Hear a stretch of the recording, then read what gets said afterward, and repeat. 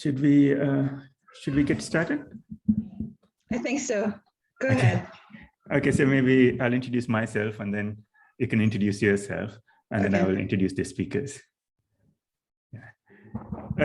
Welcome everyone. This is plenary session 2, anticipating the future.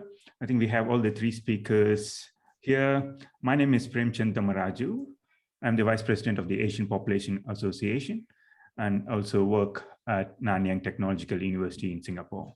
It's my pleasure to invite all of you to today's plenary session. We have 3 eminent speakers. Before I introduce the speaker, let me pass the floor to my co-moderator, Dr. Devi. Okay, welcome everybody. My name is Devi Susilastuti. I'm a researcher at the Center for Population and Policy Studies, and I will be moderator number 2. I would like to remind everybody to please ask your question in the chat box. Make sure that you write down the name of the presenter to whom you would like to address your question to, and then write your question under that. Thank you. Thank you. So today we have 3 eminent speakers. So I'm going to introduce each speaker before they start their presentation. So each speaker has about 20 minutes. And at the end of all 3 talks, then we will have the Q&A and discussion. So for all of us demographers, all the 3 speakers should be very familiar, eminent demographers and population scientists. So first speaker today is no other than our own president of Asian Population Association. So he's going to be giving his presidential talk titled Pension and Old Age Financial Adequacy Lessons from Indonesia. Professor Aris Ananta is the president of the Asian Population Association. He's a faculty member, professor of economics at University of Indonesia. He's also currently a visiting professor at University of Brunei Darussalam. He was earlier senior research fellow at the Institute of Southeast Asian Studies at National University of Singapore between 2001 and 2014. He has published extensively on Indonesia. He's well known for his work of using censuses for looking at ethnicity in Indonesia. His work has covered other areas of Southeast Asia, including issues related to old age issues and old age issues related to older persons in Southeast Asia. Without any further ado, let me invite Professor Aris Ananta to give his talk. Thank you very much, Prem.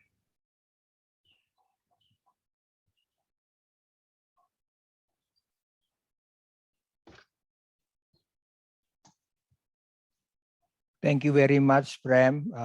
Good afternoon, everybody. Good morning, Professor Charlie Hutchman. Well, I'm going to talk about anticipating the future. In this case, I'm talking about old age financial adequacy. This is the future of younger people. So how the younger people anticipate the old age financial adequacy. This presentation will examine the issue learning from the experience of Indonesia, especially among civil servants. Indonesia is considering to shift from a defined benefit to a contribution benefit system.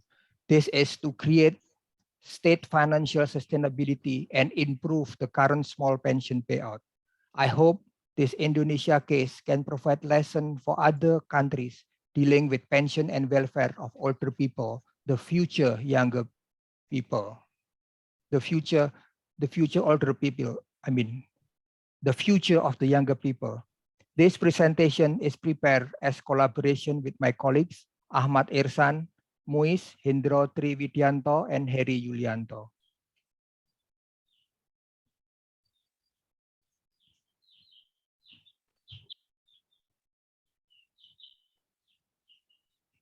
Sorry.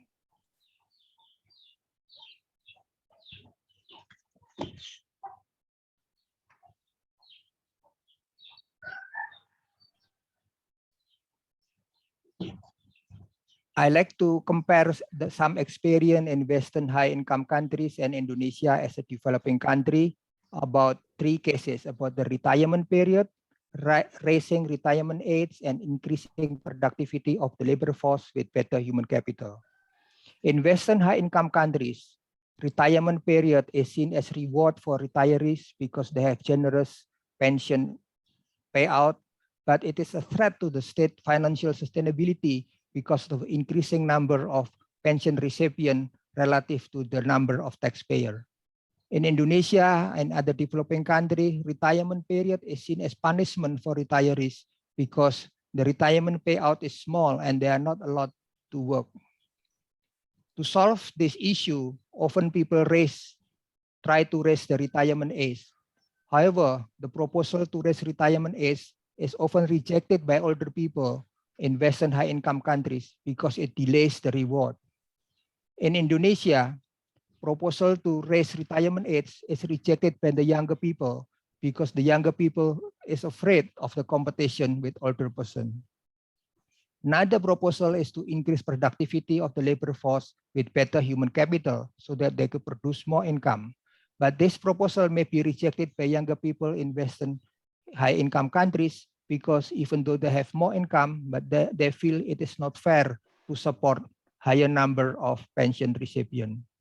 In Indonesia or developing country, the proposal may be welcomed by younger people because they know that older people are poor. This is just very quick. Defined benefit pension and defined contribution pension system about state financial sustainability. It can be in danger because rising ratio of pension recipient and taxpayer. In defined contribution pension system, state financial sustainability is not an issue because the responsibility is shifted to the individual themselves. Old age financial adequacy, depending on the countries. In Indonesia, is too small. In Western advanced country, it is generous. Defined contribution system, it depends on individual performance in the labor market. If people perform well in the labor market, they will get a good financial adequacy. If they don't perform in the labor market, they will suffer in their financial adequacy. This is the research question tried to answer from this presentation.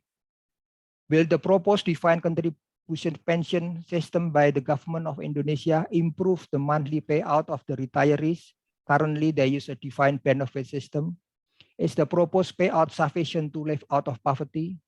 Can the retirees maintain their pre-retirement standard of living? And this is the research method, literature review, and simulation.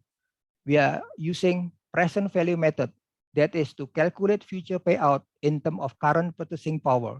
1 million rupiah in 50 years from now is much less if calculated in the present prices. There are two career paths in the simulation. First is that all of them start when an employee with an undergraduate degree start working as a civil servant at age 25.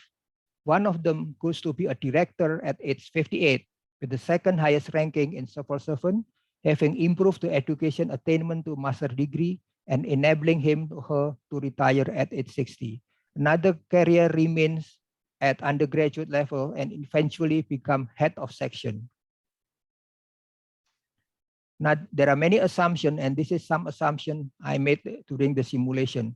The premium is deducted monthly from employee's take-home income, not basic salary. Basic salary is very low in Indonesia. The take-home income is usually much higher than the basic salary. There are three premium scenarios. The low premium scenario with 10% of take-home income, medium premium scenario with 15% of take-home income, and high premium scenario with 20% take-home income. Investment. Premium is invested by the government to obtain accumulated saving at the start of the retirement period. To increase the payout during retirement period, the remaining accumulated saving is reinvested. This is very important because if it is not reinvested, the payout will decline in the present value. Payout is paid only during 20 years of retirement. If he or she dies before 20 years, her spouse continues to receive the payout. After 20 years of retirement, there will be no payout. Rate of return on investment. The discount rate to calculate present value is 4%. The average inflation rate in Indonesia during 2011-2019.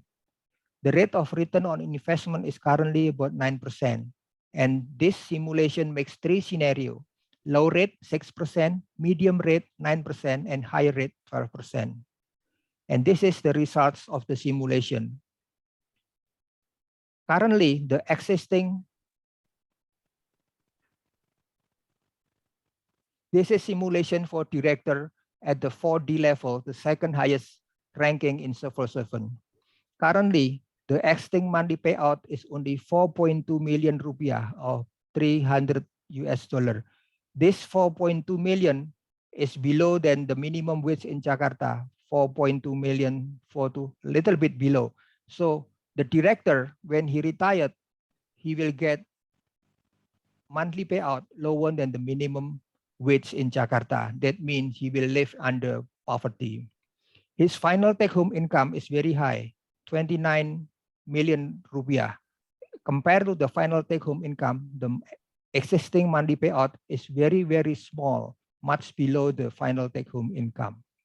Now, look at in the simulation from the proposed defined contribution system.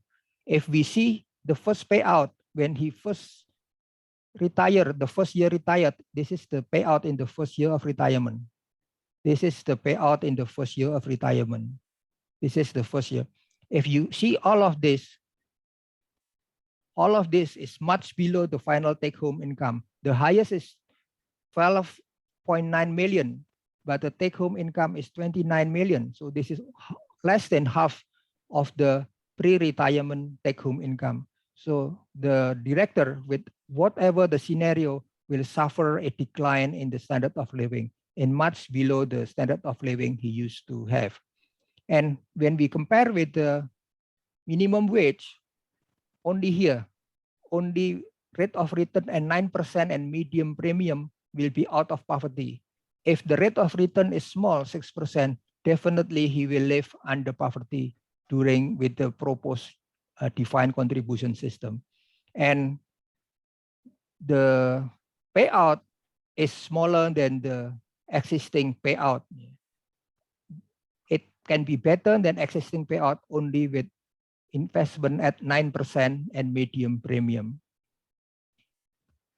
However, at the end of the retirement period at age 80, because the accumulated saving is reinvested, the payout become much better. Look at this, much higher. This is because the accumulated saving is reinvested. With the rate of return of 12%, the difference is very large between 12 million in the first payout and 52 million in the last payout. If you see this, 38 million and 52 million are higher than the final take-home income. At the age of 50, the retired director can live much better compared to before retirement, assuming he is at the age of 80 is as healthy as when he is 61 years old, an assumption which may not be correct. Here, we know also that we need a high rate of return and premium even in the last year of the retirement to have a payout closer to the final take-home income. This is example showing the impact of investment and no reinvestment. This is the first payout when 61 years old with reinvestment 2.8 million, no reinvestment the same. For the first year, everything is the same. But in the last retirement year, 80 years old, the difference is very big between 38 million and 3 million. It is 3 million declining from 9 million because of inflation. People sometimes do not think about inflation when they are thinking about the future payout. But when it is reinvested, it becomes very high. This is for the head of section. I will just skip this one. It's similar to the director, but the head of section must work harder to be out of poverty.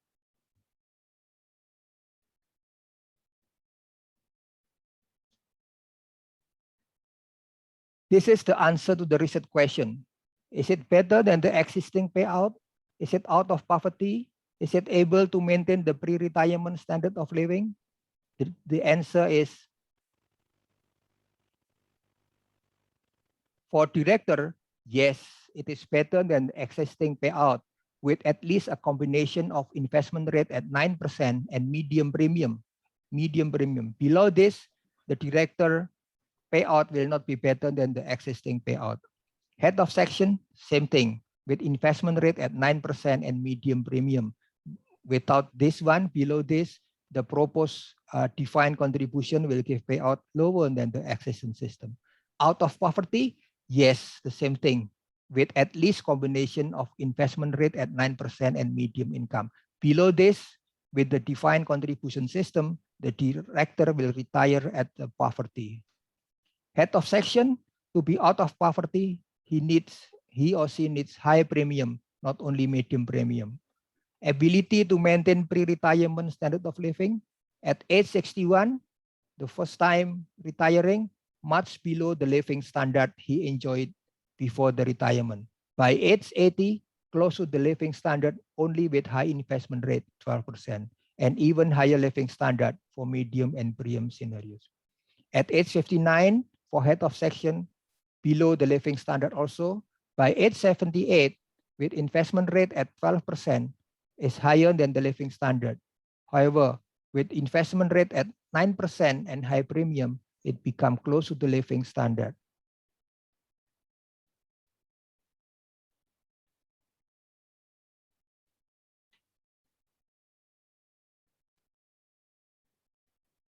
Sorry.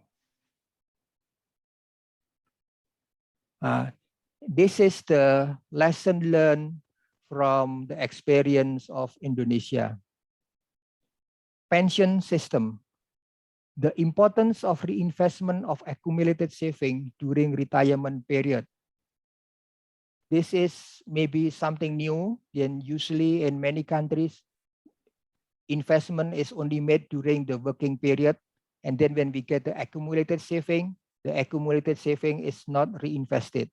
But the simulation shows the very important role of reinvestment during the retirement period.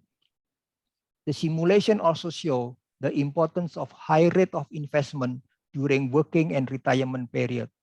With 12% rate of return, then it gives better financial adequacy. However, this can be a challenge for the government. We also learned about the importance of high premium during the working period. Also, the importance of calculating premium based on take-home income rather than basic salary, because basic salary is very small and take-home income is much higher than basic salary. By calculating take-home income, we got a higher amount of premium. Beyond pension system, the labor market. 10 minutes. The pension system alone is not sufficient to let retired civil servants maintain their pre-retirement standard of living. So the lesson learned first is that the pension system alone is not sufficient to let retired civil servants maintain their pre-retired standard of living. Even with the defined contribution system, people who do not perform well in the labor market will suffer more during the retirement period. So for the civil servant in the lower rank will suffer more than people retire as director or head of section. Second, even without high investment rate, the retirees may live miserably under the minimum wage. Therefore, social safety net should be expanded. For example, by providing a general assistance to older people to make sure they are out of poverty. An increase in retirement age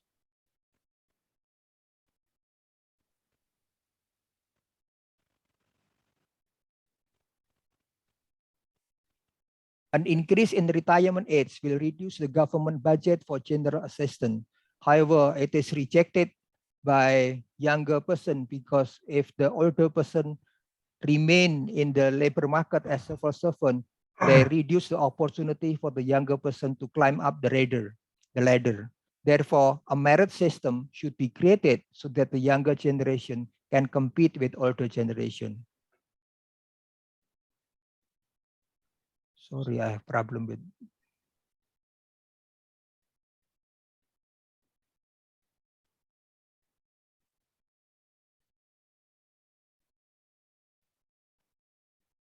Sorry, I cannot click. Sorry.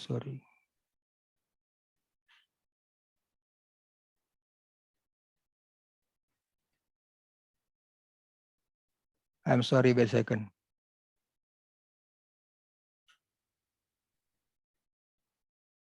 Oh, okay, thank you. Okay, the last slide is beyond pension system, an active aging framework. With the active aging framework, we focus on promotive rather than curative health policy.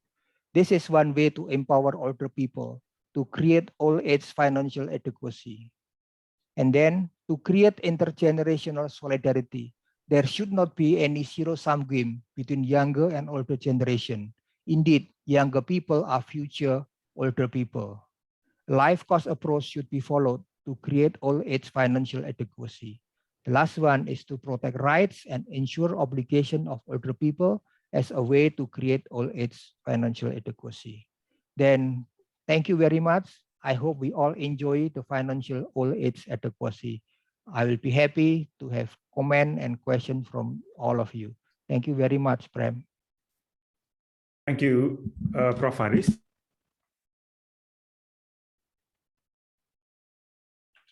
Unmute. Thank you, Prof. Haris. It's a very insightful talk. Please type in your questions in the chat box. We will take them at the end of all three talks. So it's my pleasure to invite the next speaker, Professor Francesco Bellari, who is a professor of demography and dean of the faculty at Bocconi University in Milan, Italy. He has worked at the University of Oxford and at the Max Planck Institute of Demographic Research.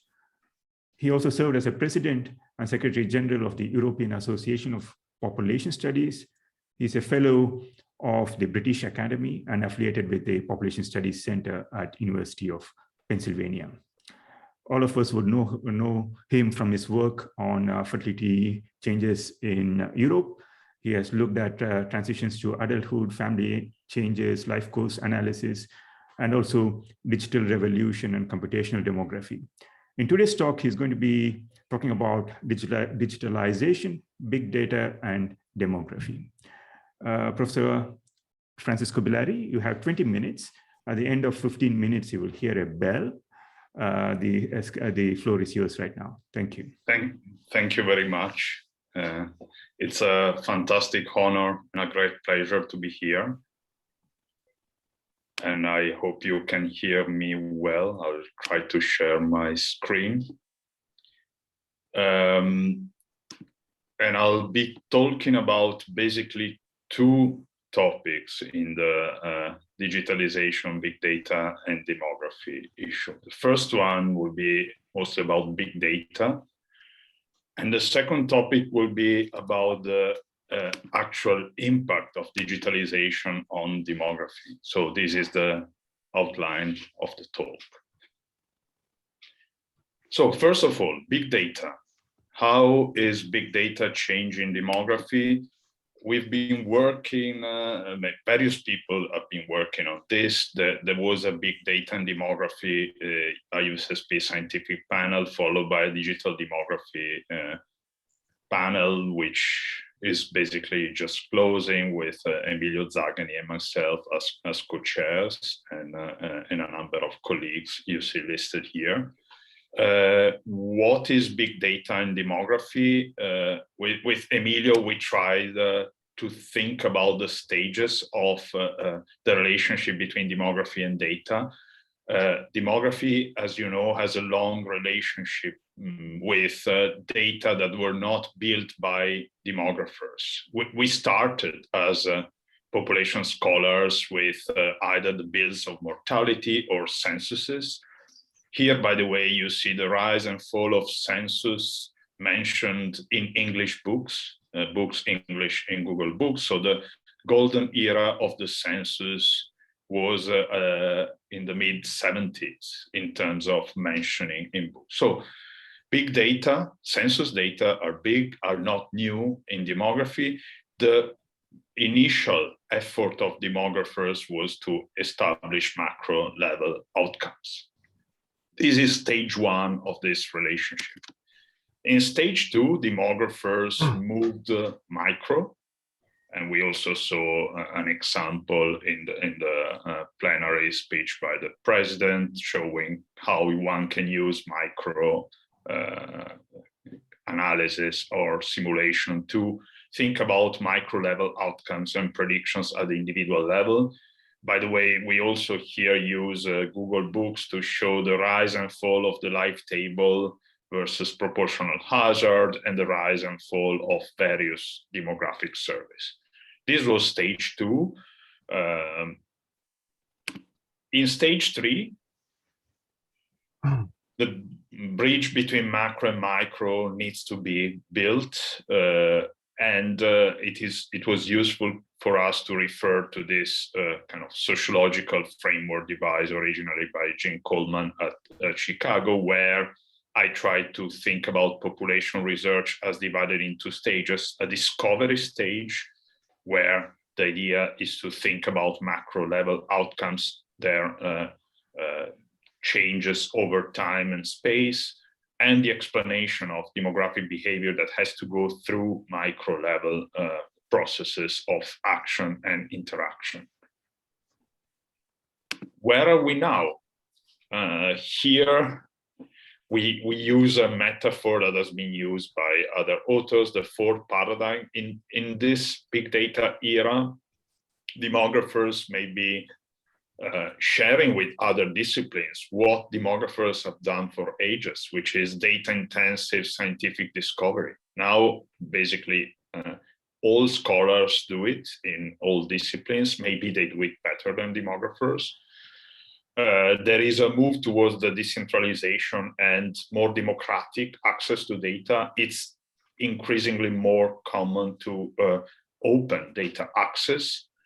New data that are non-probabilistic gain a life, and I will show you some examples. And then we have methodological challenges. How do we handle biases in data that are not built to have a representation of the population? And so we need to repurpose data and repurpose methods. There have been many studies using kind of new sources of data, in particular the digital breadcrumbs. Usually we start from the idea that we leave breadcrumbs for our intentions and action. For instance, in this book talks about the Googleization of everything. Everything we do now is normally preceded by Google searching something. So our life is Googleized.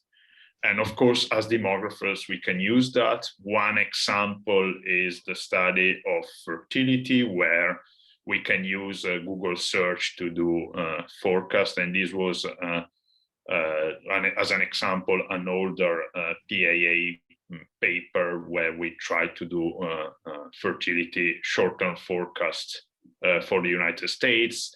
To the left, you see a figure from a paper by Kearney and Levine on the American Economic Review showing the impact of a TV show, 16 and Pregnant, on searches about contraception in the US. A second type of approach, again, there will be many, I'm using here examples by colleagues, have just been published 2 days ago by Rini Kashyap and Florian Vercroest at Oxford, is to do digital censuses. So here, in line with what Emilio Zagani and others have done several times, the idea is to take any type of social media, of list of people where people can be enrolled, and use it as a census. So for instance, in this paper, the authors look at the gender gap in professional categories, and professional categories are referred to by being on the LinkedIn social media. So if you have a LinkedIn account and you see that, for instance, at the global level, there are 460 million people on LinkedIn with a gender gap, because 196 million are women and 264 are men. And the gender gap is particularly higher for older age groups. And what the authors could do here with this digital census is to build a world map of digital gaps using the countries in which they had enough data. So you see the red means there are much fewer women than men on LinkedIn, and the green is towards a bit more balanced, and the blue is the other way around. So in this way, just using accessing LinkedIn data, it is possible to build an indicator, in what they call the LinkedIn Gender Gap Index, that is available for almost all countries in the world, including, of course, Asian countries. So this is the general idea. We use new data. Some of them are not representative. However, I have to say, we also know that with survey data, especially now in Europe, for instance, which is the area I know most, it's much harder to get responses. So representativeness has become a general challenge for them. So this is part one. Let me move to part two, which is now that we have digitalization, big data, digital breadcrumbs.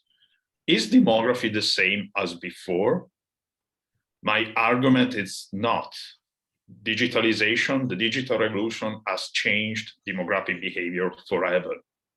And this was even before COVID-19. COVID-19 is an accelerator of this process. So technology adoption, especially of digital technology, you see here these lines. This is the speed of the diffusion of digital technologies among US households.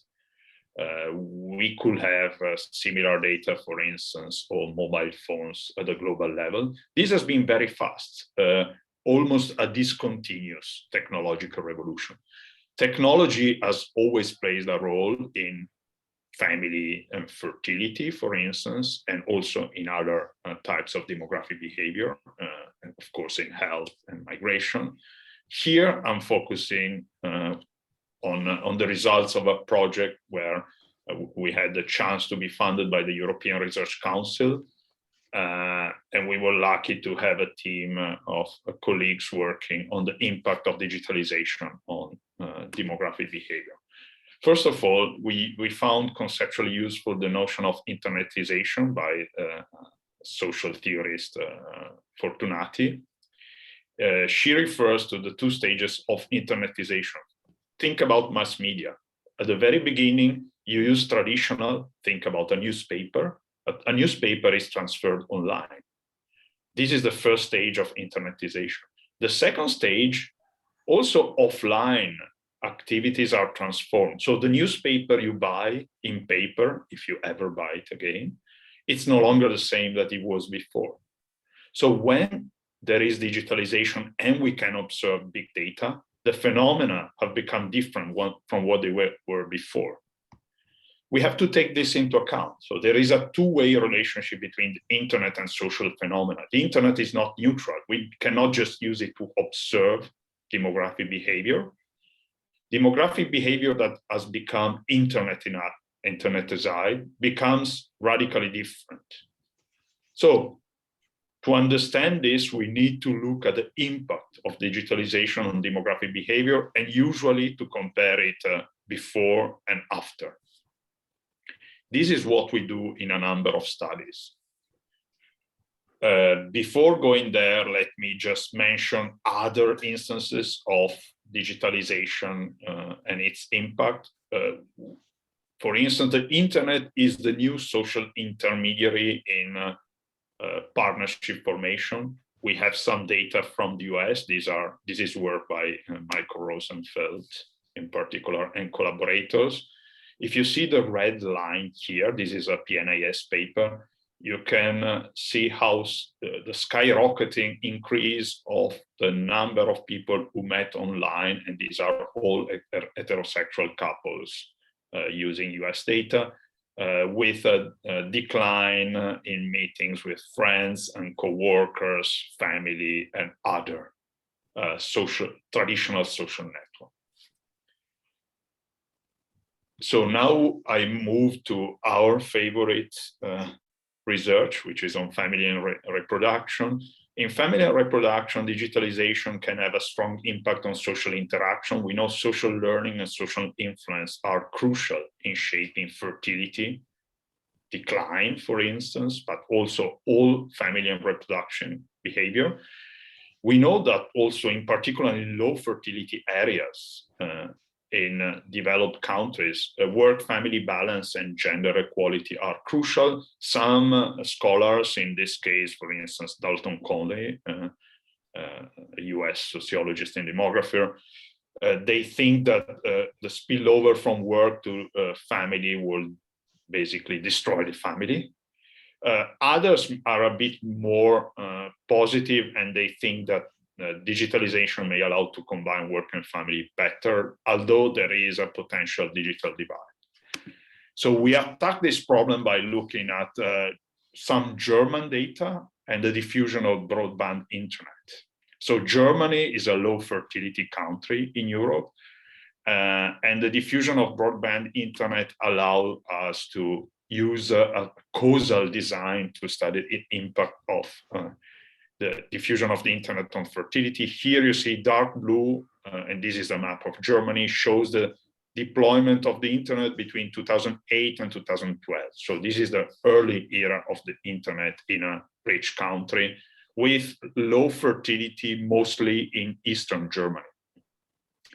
So I'm showing you just one figure from the paper. I'm happy to answer questions, or please have a look at the paper. What we could show here is that having broadband access brings children. Basically, fertility is higher for higher educated German women. Actually, we also study men, but it's not changed for lower educated German women. So we interpret that, and we have some analysis with an easier combination of work and family, which is crucial in a low fertility setting, all low fertility setting in Europe or East Asia. If we go more global, then usually the issue is the other way around. These are the findings from a PNAS paper published with a number of colleagues. And here we look at the impact of the diffusion of mobile phones at the global level, but in particular in low and middle income countries. What is the role of the diffusion of mobile phones?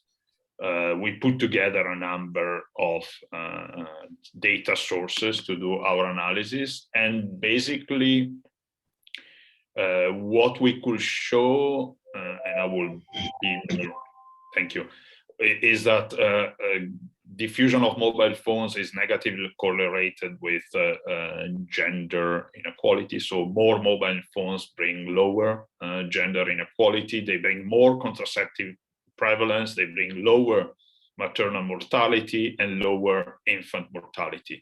Of course, the causality is a bit challenging. What we do, and only for Sub-Saharan Africa, is a specific analysis where we show some causal findings using instrumental variables, in particular showing equality in decisions, decision in contraception, using modern contraception and other outcomes. So basically, mobile phones are a booster of the diffusion of new demographic behavior, which is consistent with Sustainable Development Goals. In another study on a specific setting in Malawi, again with Valentina Rotondi and Janet Trinitapoli from Chicago, who basically collected the data, we can also show that in a very high fertility and poor setting in Malawi, having access to mobile phones speeds up fertility decline, in particular through the social interaction channel. And this is one example. There are more analyses.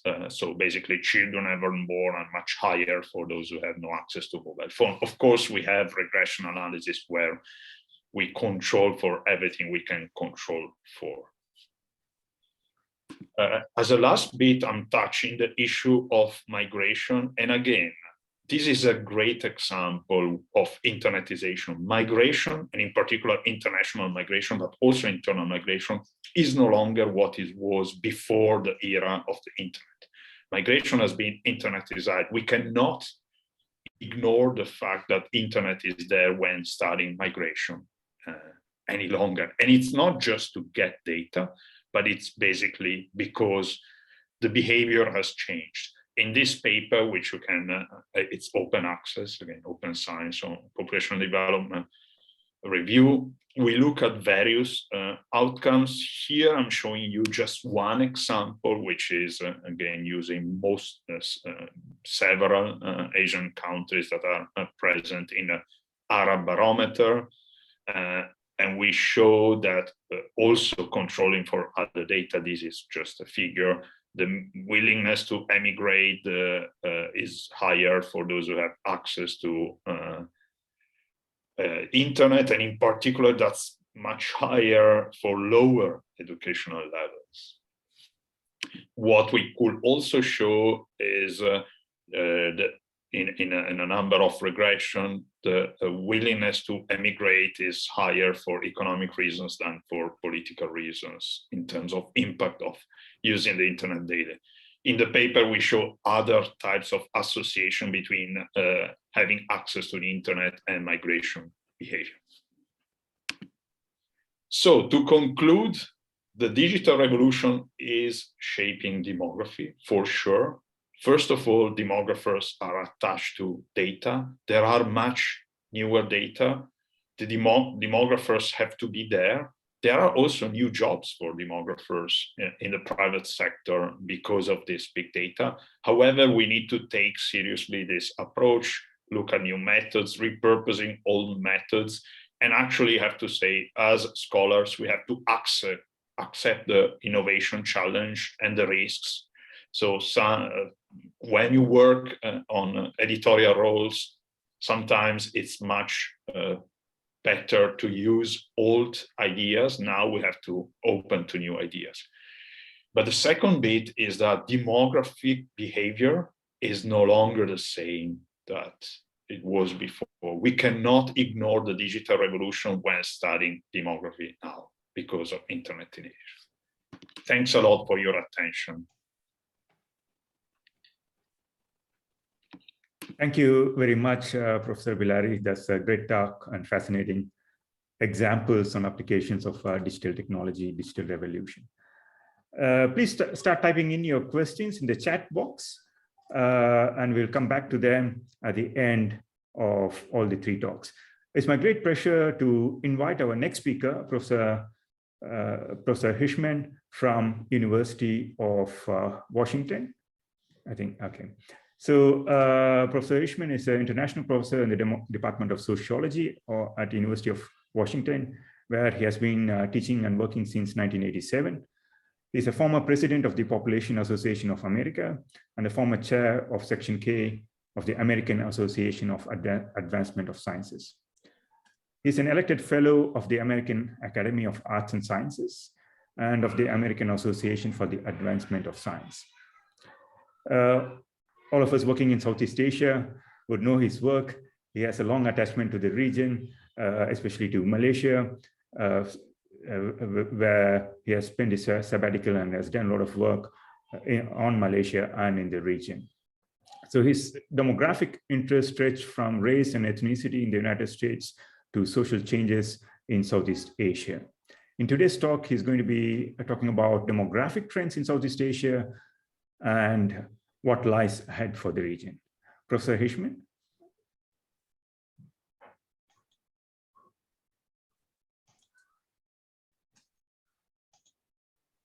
Thank you very much, Prem. It is a great honor to be part of this illustrious panel with Aris and Francesco. So I'm very pleased to be with you today. I think I have to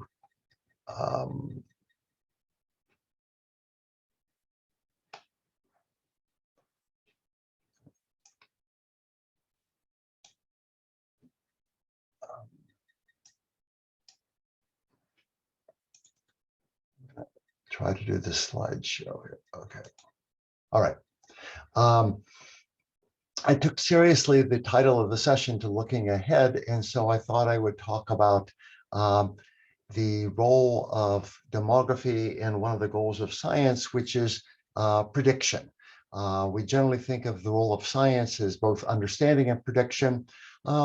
However, it is almost impossible sometimes to predict what the future might be. And I think this has particularly been a problem for the social sciences. And I just listed some examples here. Economists like to be able to understand the expansion, the decline of the economy, recessions, periods of prosperity.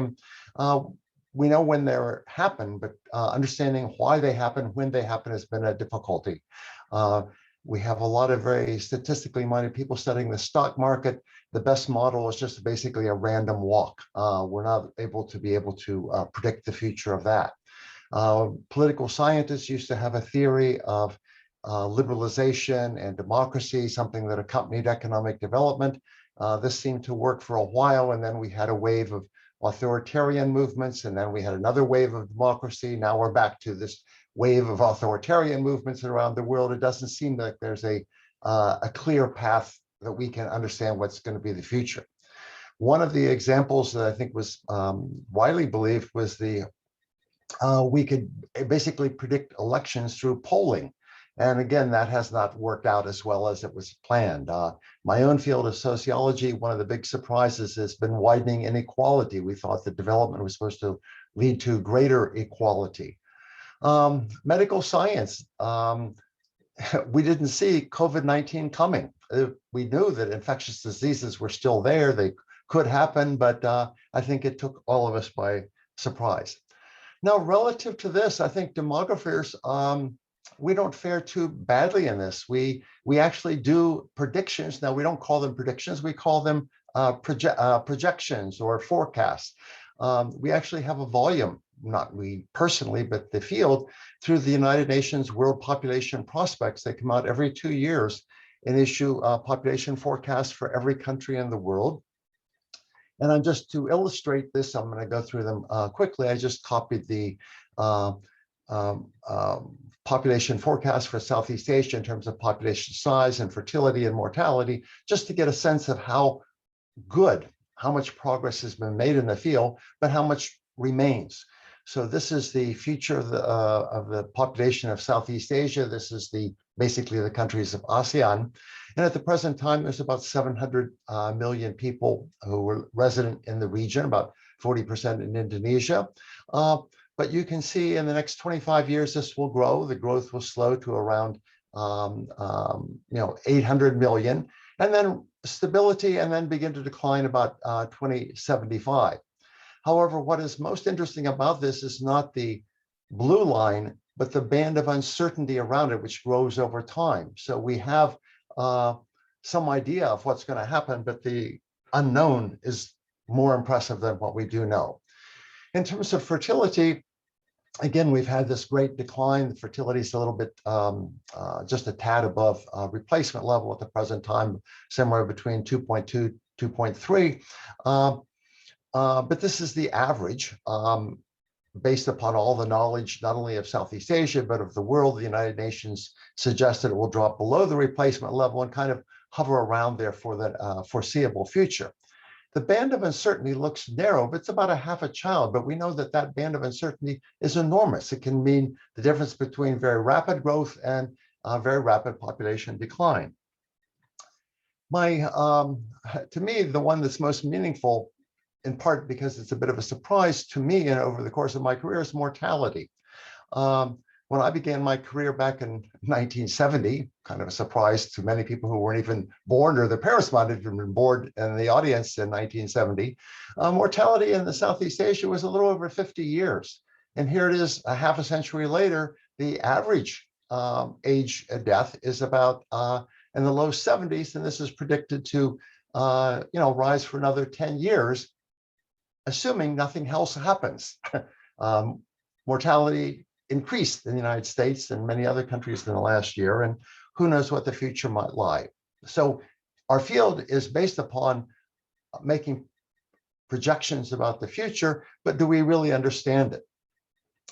Here, I'm just going to try to summarize what could be a course and talk about the evolution of demographic projections over the course of the history of our field, and then I have a cautionary note associated with it.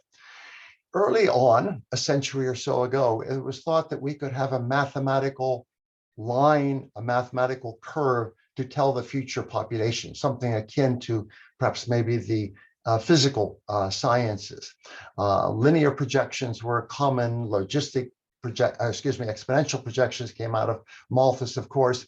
And then a couple of biostatisticians, Pearl and Reed, came out with something called the logistic curve, in which it increases slowly, becomes exponential, and then reaches some upper asymptote and kind of levels off.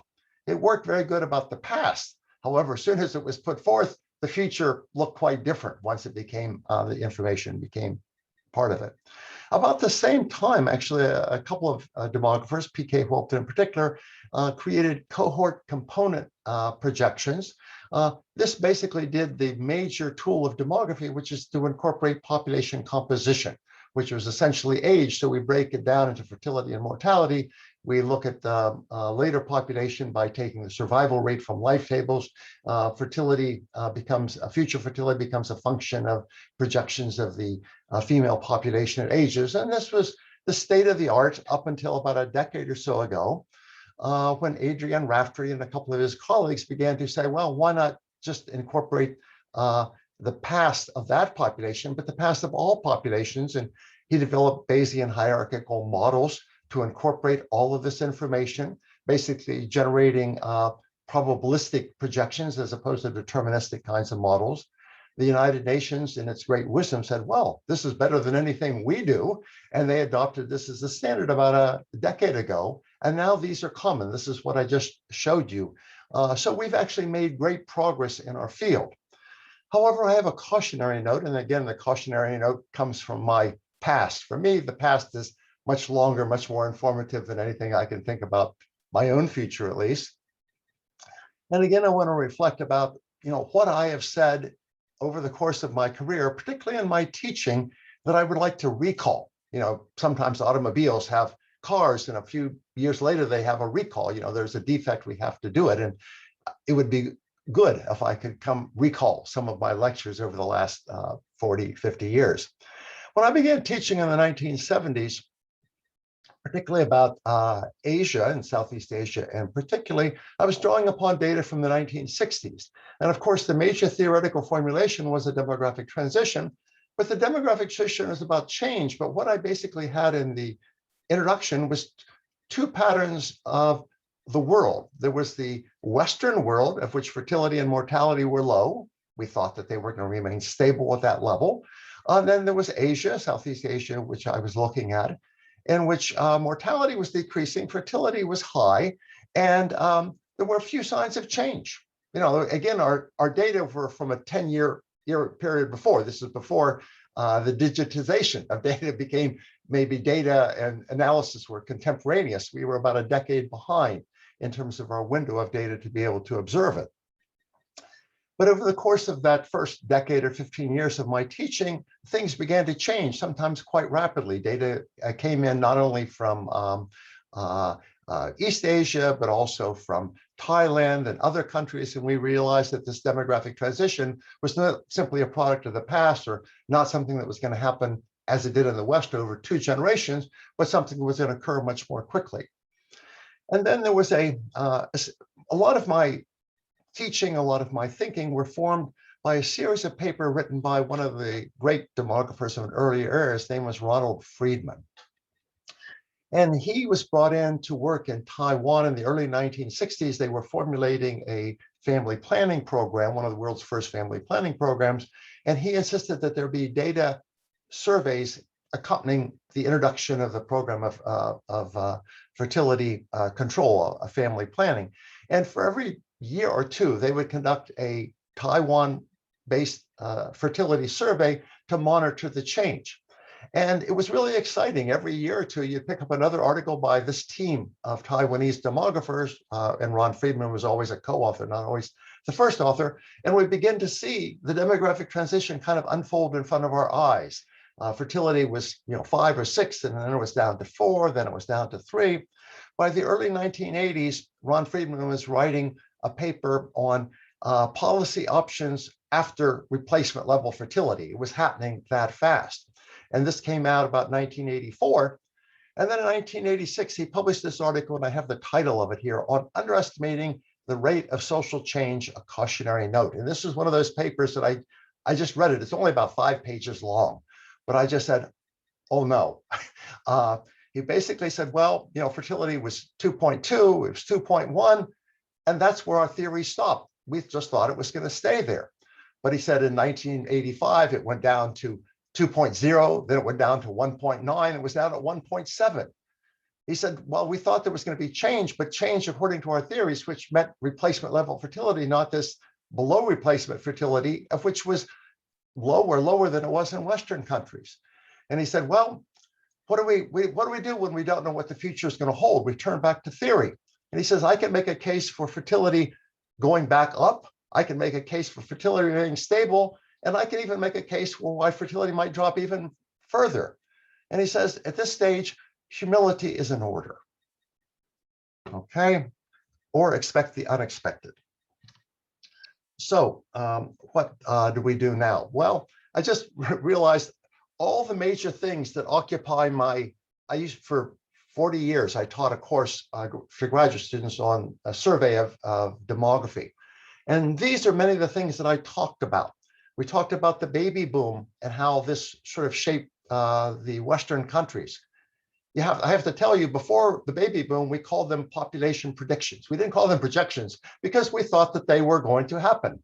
And we changed our vocabulary once we realized that the baby boom, and we still don't have an adequate theory of what the baby boom was. Ultra low fertility, it's down now in Italy, to 1.3, 1.4. In East Asia, fertility's down to 1.1, 1.2. There's nothing in any of our older theories, at least, how to predict this. In the United States, what newspaper headlines now is what we call deaths of despair. This is rising mortality in Western industrial societies, at least the United States, and it's areas of economic depression, but it's what we call the opioid crisis. People taking their own lives or abusing drugs and alcohol, accidents, a whole range of things, of which for many parts of the United States, actually, even before COVID, the expectancy of life is beginning to decline, totally unpredicted. In the course of my career, I think the thing that shocked me most about Asia was the very late age at marriage and return of non-marriage to Asia. There was no theory about this. We do have the second demographic transition theory, but I'm not so sure about that. Even in the 1960s, we didn't think that divorce was going to rise. We knew it was going to rise after World War II, and then it came back down, and then it started this incline, and it just kept going up. And now it's stabilized, but we don't know whether it's going to stabilize or continue to go up. Cohabitation. Before 1980s, there was living in sin. There was not cohabitation. Cohabitation is now normal. It's everybody does it. Again, totally unpredicted. And persistent international migration, another one of these things. So, these are a list of things that are the basis of our teaching. None of them were predicted by any of our theories. Where do we go from here? Well, I think we have to think of what demographers do best. At least this is, if we can't do projections, at least to anticipate the unexpected, what can we do? And I think we actually have a very long list of things that we do very, very well. Again, Francesco, this is pre-digitization. We are really good at spotting errors. When we do statistics, we don't look for the truth, we look for errors. And I think more than any other social science, we are really good at finding out what is wrong with the data that we use. The other thing that we do, we're not bound by time and space. A lot of social sciences, they study one place, one time period. We do comparative work around the world. We line up countries next to each other. We look at trends. As soon as the thing, we get data from 2 points in time, so we begin to analyze trends, being able to do that. We can also adjust data for other things that are more likely to cause it. And we know for certain population composition is going to change everything. Of course, most of the social sciences use regression analysis or other multivariate analysis to eliminate co-founders, and they just sort of think of them as control variables to get out of the way in their search for the truth. When we do population composition, standardization, decomposition, they're functionally equivalent to what controlling variables are, but we think about what those variables that we're introducing, and we can actually do decomposition with lots of different variables, and we can introduce them in various ways. We do that very well. We can now do probability population projections with uncertainty, not uncertainty as having something a half a standard deviation above and a half a deviation below, but we actually have a band of uncertainty based upon the whole history of the world. We're really good at that. The other thing I think the demographers who have any sense of history also do, we have humility about our knowledge. I don't know too many diehard theorists who are demographers. We realize that we don't always understand the future. Sometimes we're not sure we understand the present, and sometimes we're still debating things that have happened in the past. And I think that's why demographers are so much fun to work with. They tend to be non-ideological, they tend to be data-driven, and they tend to be open to other ways of thinking that other people haven't thought about, in part because sometimes their own research proves their pet theories wrong. Thank you very much. Thank you very much, Professor Hirschman. That was a very interesting talk. Let me pass the floor to my co-moderator, Dr. Devi. Please start writing your questions in the chat box. I see there are some questions already there. Thank you. Thank you so much. There are two questions. Both of them are directed to Professor Billary. And I'm just going to read the first question. Dear Professor Billary, your presentation was so full of interesting for me. The use of data science in population studies is a new top-notch topic in demography. How do you see the future of this area of research? Is it possible for demographic students to study in this field only, or is it possible to do it, I guess, as a team? Please, Professor Billary. Thank you very much for the question and for the attention. Here I use humility, as Professor Hirschman said, and I say what's going on now in this area of data science is collaboration. So I think working alone is much less common because of the complexity of data, because we need to use teams with different ability. The specialty of demographer, I enjoyed a lot the talk by Charlie, because we have to leverage on the strength of demography. However, we have to be aware that it's no longer, as a student, possible to earn your life studying the life table and census. You have to learn R, data science, Bayesian statistics, and all kind of approaches that are used by data scientists. Otherwise, it will be data scientists, pure data scientists doing demography. This is also an opportunity for younger scholars because it opens new job avenues. So, of course, many of us love academia, but if you get a doctorate in demography using digital data, you can also get a job in the private sector, and I bet they pay well. Thank you so much. I would like to go ahead and read a question for Professor Aris Ananta. Prof. Aris, how do you think about the government subsidy on national pension system? Do you think it's not good as it will reduce the sustainability of the system? What would you be the policy implication on your simulation? Thank you. Go ahead, please, Professor Aris Ananta. Thank you very much. In my simulation, I focus on the proposed defined contribution pension system, which is going to replace the current pension system, which is defined benefit system.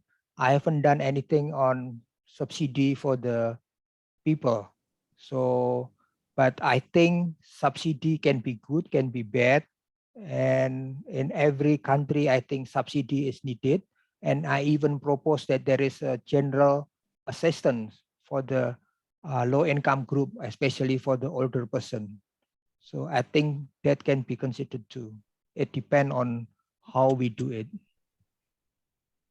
Thank you. Thank you. And then there's a question for Professor Hirschman. Thank you for the presentation, sir. I would like to know the reasons you may associate for late age of marriage in Asia. I guess the question is the drivers, the causes of late age of marriage in Asia. Well, there are a number of scholars who are working on this, Gavin Jones, a number of other people, and they have, I think, hypotheses about this. Of course, the decline of arranged marriage preceded all of this.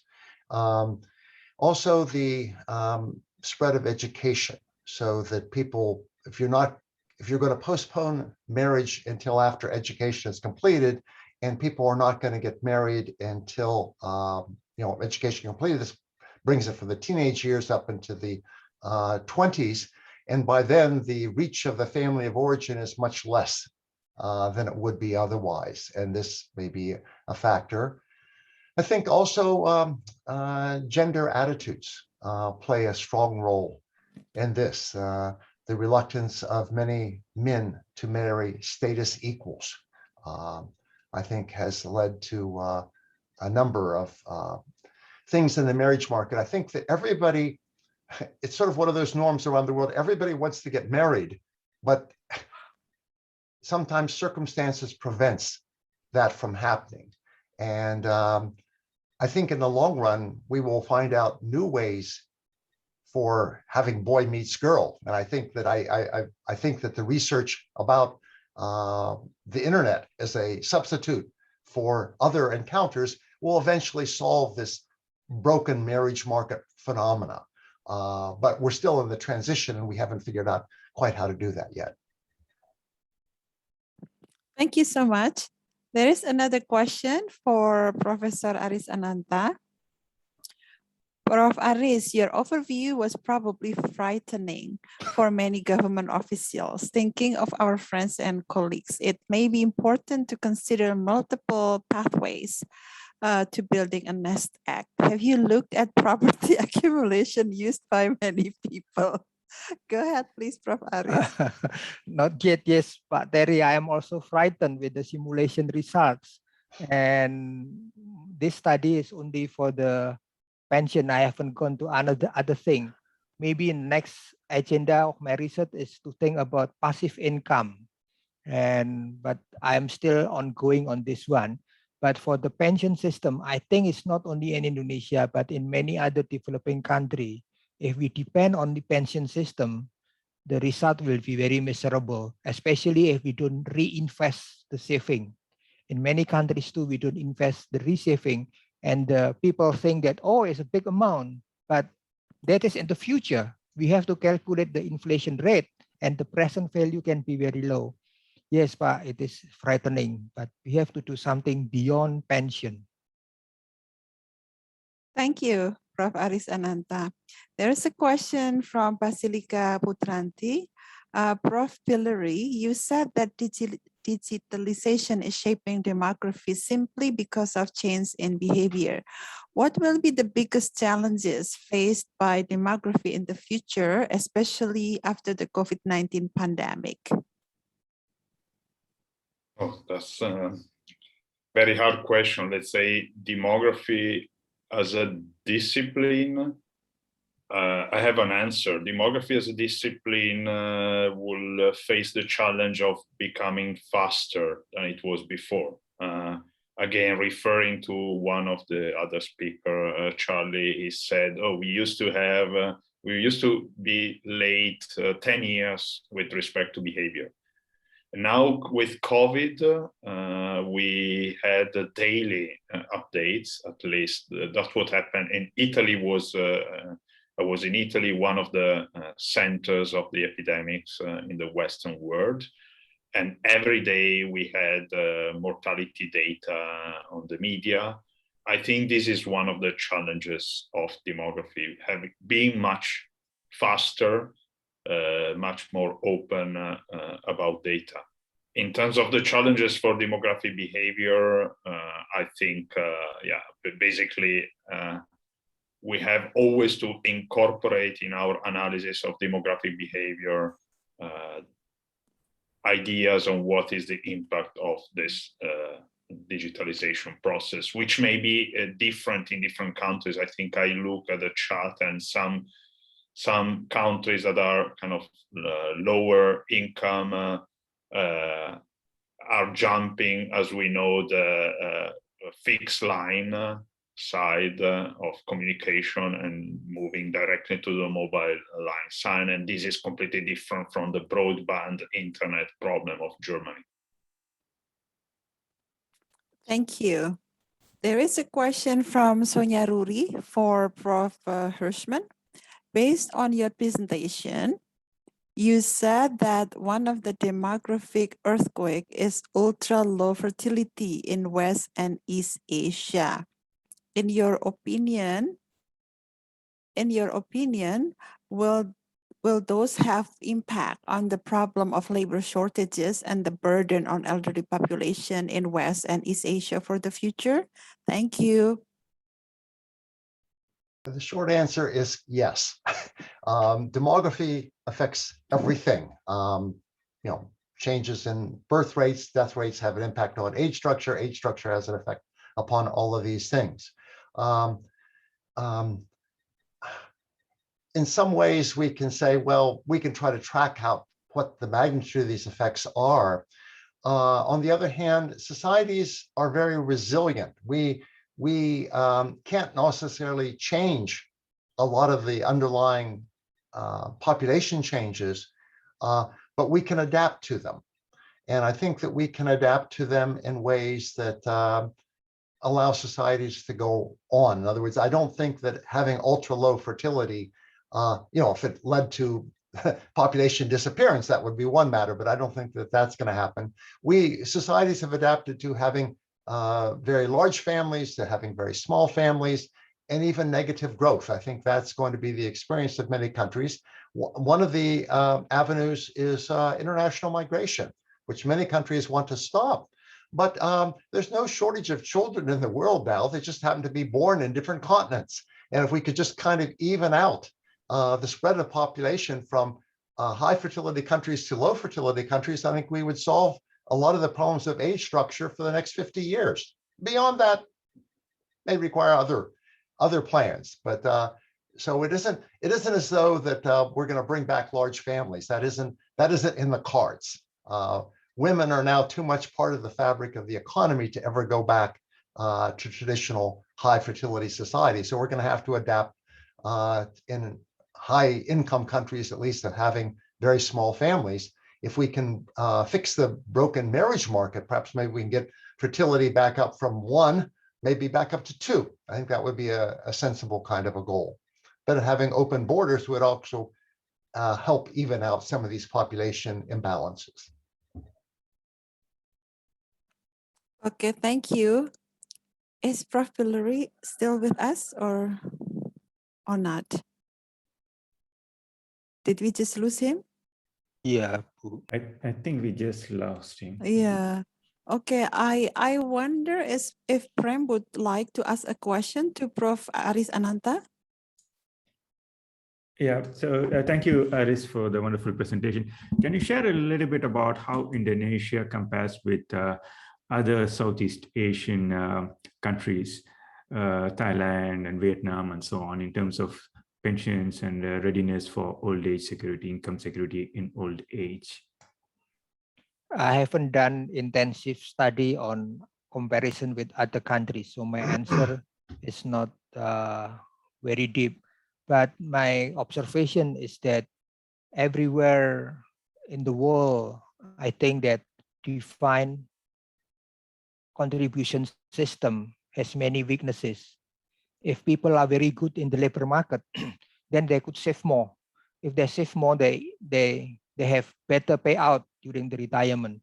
But if they don't work well in the labor market, they have lower rank and they don't work full time. And people who are not working, housewives, for example. So when they are old, the payout will be very small and very meager. So the conclusion is that from Indonesian experience, which I think also observed in many other countries, is that we cannot depend on pension payout only. We have to do something more to help the older people live with dignity. We have experience from Western country with a generous payment, generous payout, but then people are afraid about budget sustainability. And then when we talk about how to raise retirement age, the older person in Western country reject it because it delays the reward.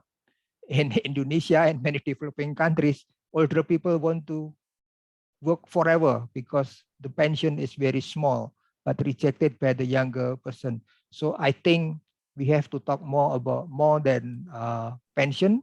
We have to talk more about active aging framework, wider than pension. Thank you. Thank you.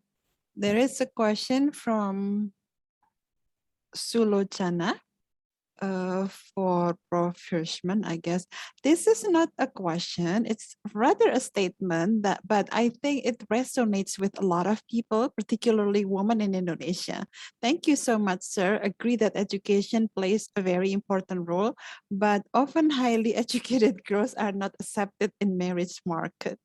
Gender norm is very important role, as you mentioned, sir. So I guess this is related to, you know, what you said about the difficulty of making projection and perhaps different drivers of different things in different countries. Prof. Hirschman, maybe you would like to add something to that? Well, I think that it's, I think in this is several Asian countries. It's not just one of them. Higher educated men would like to have more traditional wives, which often means a less educated wife. This leaves out highly educated women from the marriage market. But then many women have migrated from the rural areas to the cities, and this means many lowly educated men in rural areas have a shortage of women there. I think what we have to do is just have more flexible marriage markets. And of course, we think that the gender revolution had to do with women. I think that may have been the first part of the gender revolution, but the real maybe culmination of the gender revolution is changing the attitudes of men, so that they have accepted equal responsibility in the household. I think that is what is really necessary to have a compatibility between the home and the labor market. This is Fran Goldscheider has written extensively about this, and along with some of our other colleagues. But basically, I'm agreeing with the questioner. Thank you. Professor Bilary, welcome back.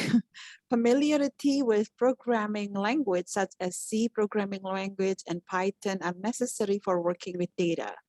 How will demographic researchers cope with this obstacle? Thank you. Ironically, with the talk on digitalization, my connection was unstable, so I apologize for that.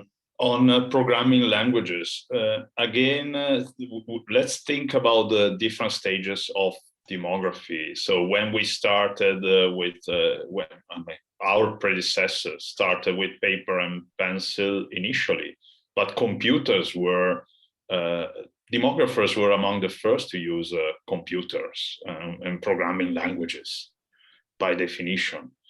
Now, of course, the landscape is more complex, so there are several languages.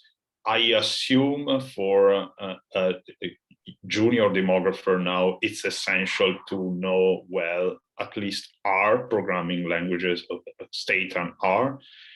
Python is important. On the other hand, I link to the question that was raised before. We need to work in interdisciplinary teams. We need to understand what's going on, but we don't need to become computer scientists. We need to understand programming languages in the same way we used to understand a decade ago Stata or even before SPSS. It's essential, but we need to team up with other people when the programming gets complex, and no one in this area does things alone. Thank you. Thank you so much. There is one question that is directed to all of the panelists. I think I'm just going to read the question, and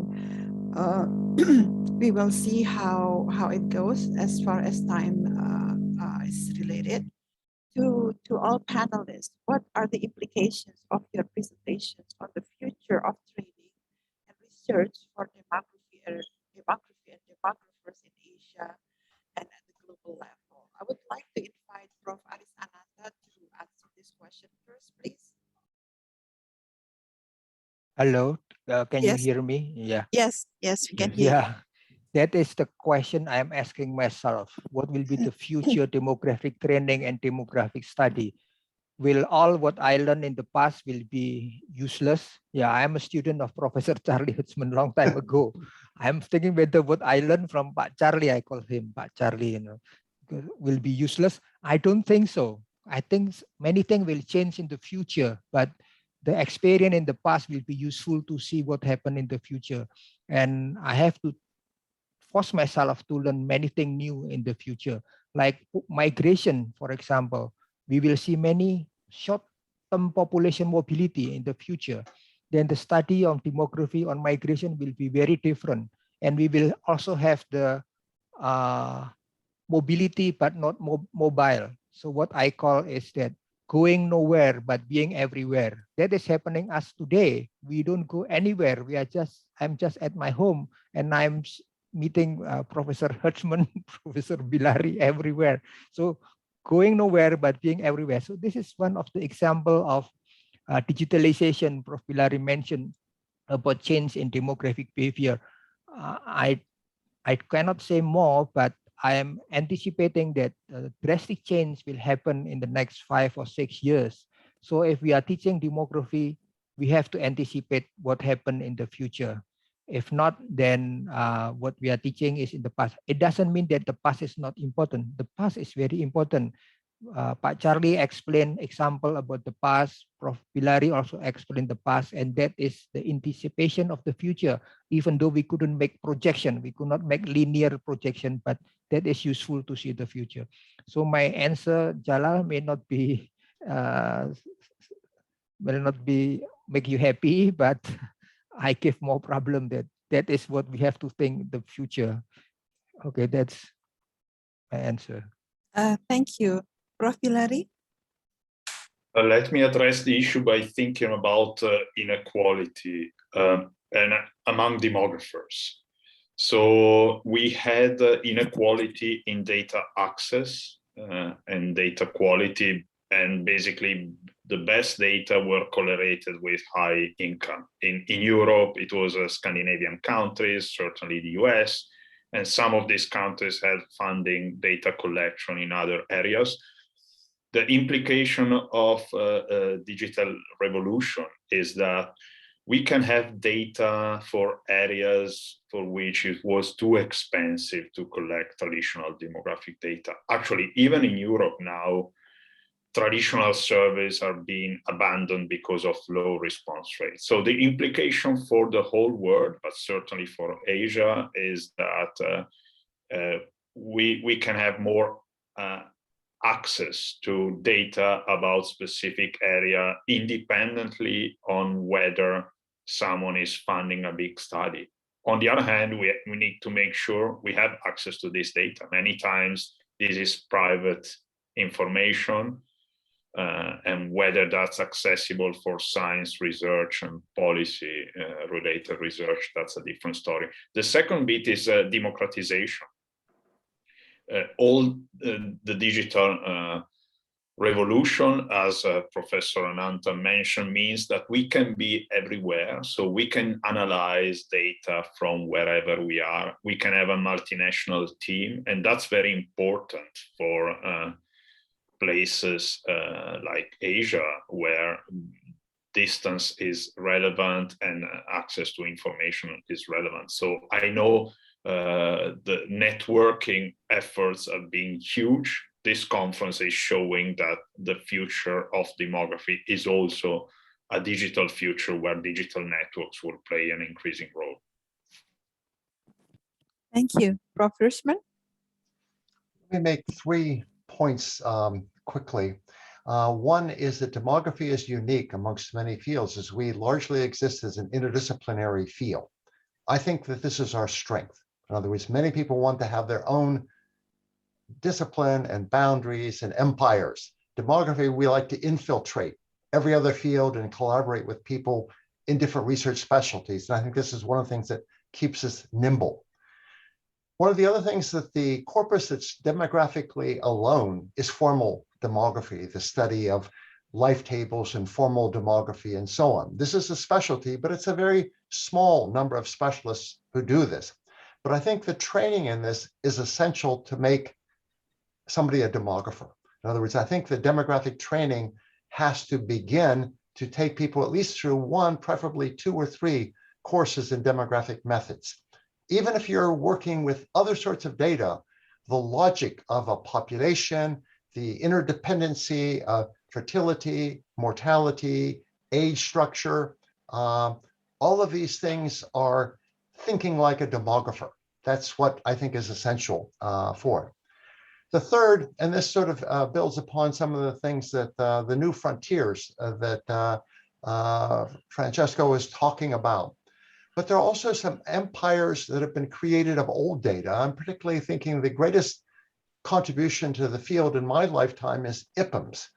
This is a project at the University of Minnesota, which has not only collected census data from the United States, but census data from around the world. They've assembled it so that everybody in the world has access to these data for free. You don't even have to have your own computer to analyze them. If you apply and everybody who applies gets permission, you can analyze it on their computers there. So you can sit in a 1-room apartment with a little mobile telephone, and you can analyze millions of records from many countries around the world, all for free. So that there's something about this notion of collaboration. One of the parts of collaboration is working with people who know more about other topics than you do. The other thing is sharing the data that we do have to everyone without trying to profit from it. Again, I think another hallmark of our field, of which I'm very pleased and proud of. Thank you. I think time is up, so I'm returning my time to Dr. Domaraju. Thank you. I think we are right on time. Let me end the session by thanking all the 3 speakers, Professor Ananta, Professor Hirschman, and Professor Bellari for your talk. And let me also thank all the participants for their questions and listening to us in this plenary session. So thank you all. It's a very informative session. I hope all of you like this session. We're going to take a break, and we're going to go to breakout rooms. Please join us in one more breakout sessions that is going to happen after this plenary session. So big thank you to the speakers and to all those who have joined us. And thank you to my co-moderator, Dr. Devi. Should we make picture, Prem? Oh, we need to take a picture. So all of you,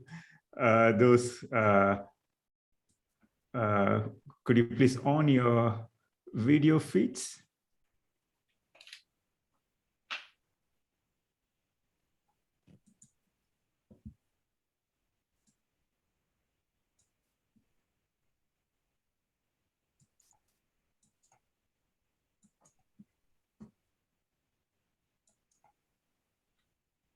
Are we done?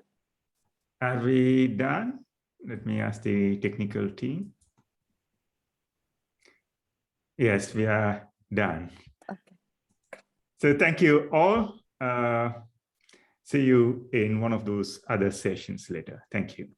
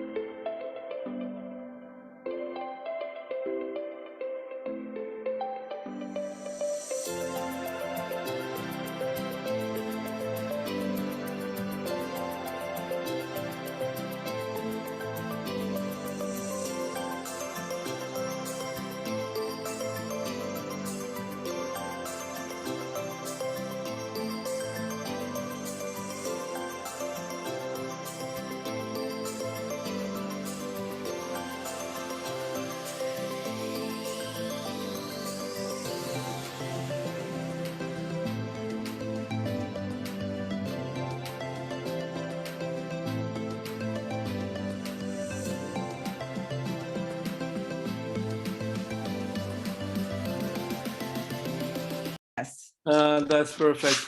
I'm just unable to have the backdrop screen. I know, I can't. can't either. I Yeah. can't. Okay. I can't have the backdrop. It's not accessible. The website for the Okay, like me. backdrop is not accessible. Okay, so we are going to have our session with no backdrop then. Yeah, that's right. So Oh, wait, well, I see, you see the title, Advancing a Global Survey, right? Yes. Okay, but we can't share, oh, wait a minute, I think we can now. actually, I can see the slide here, roundtable discussion. Yeah, Advancing a global survey on migration perspective Allows from in- Asia. Main hall here. But I'm not sure. Is this the slide you share, or that's the original? yeah, that's from the APA. I'm Oh, trying to share mine, and then Mariama will share hers, although she's having a hard time joining. I have her slides, but they're on my desktop, so I need to get access to my desktop.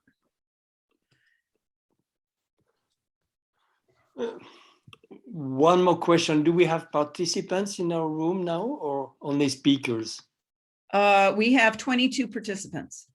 Yeah. Okay, good. Oh, Mariama is around. I can see her. Ladies and gentlemen. Oh, good, she's there. Good afternoon, ladies and gentlemen. My name is Harry. I'm your host. I would like to help you to assist during these roundtable discussions. Thank you.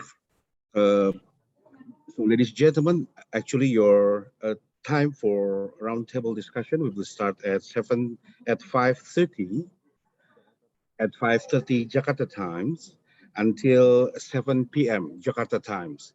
So I would like to check with regard about the situation, because at the same times, actually, some of the participants still remain on their respective breakout room. Right. And afterward, they will all joining to the main hall. Okay, Harry, our Yes. concern right now is getting access to our PowerPoint slides on our, Okay. and Yes. I'm not able to do that. Yes, I would like to assess for every aspect, Alan. So do you mind to, I just start to check one by one. So Okay. Alan Percy Crowley, you are going to be the moderator one, right? Yes. And then we are going to have the moderator number 2, Mr. Diego Iturralde. Diego is already Yes. here. Mr. Diego, you'll be already here.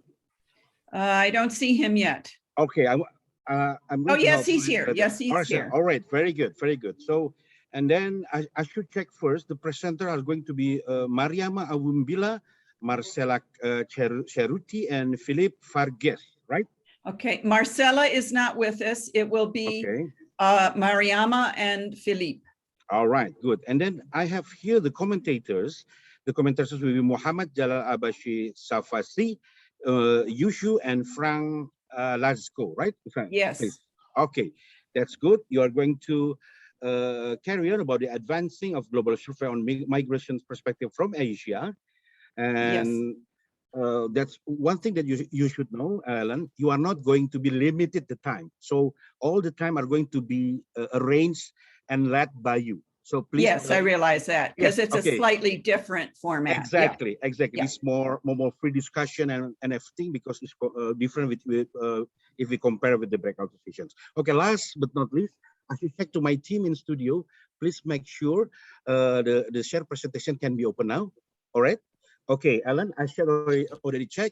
The access to share is already open. Please, can you check it?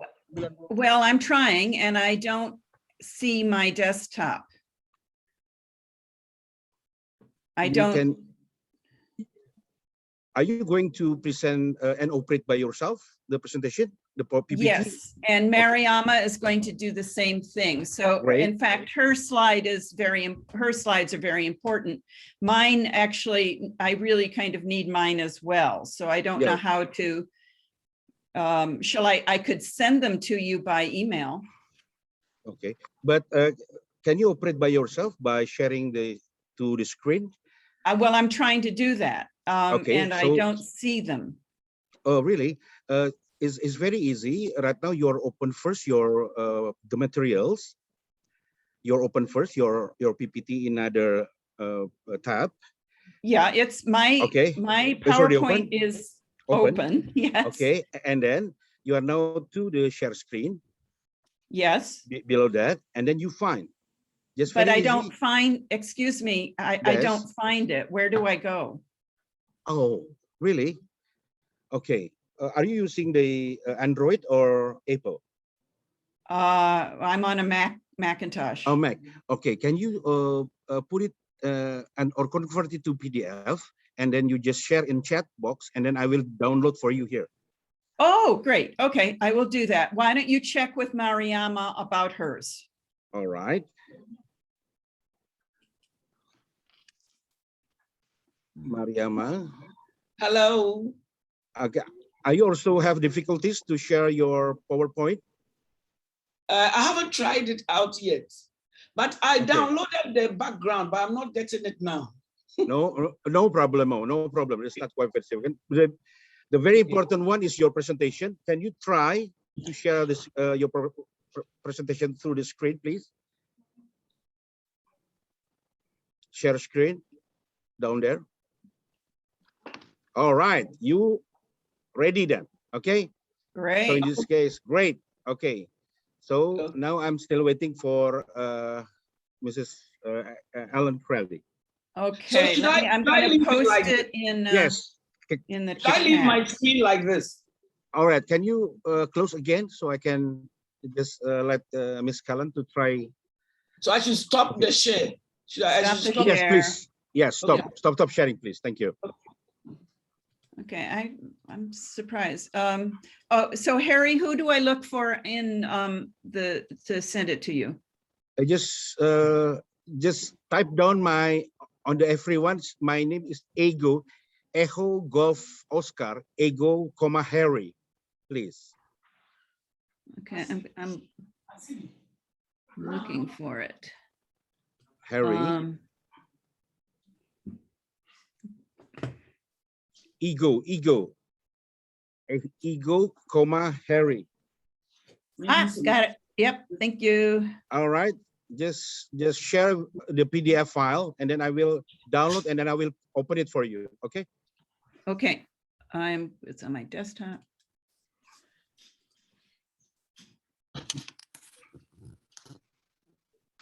Hello, can everybody hear me? Okay. Yes, please. Yes. Okay, great, thank you.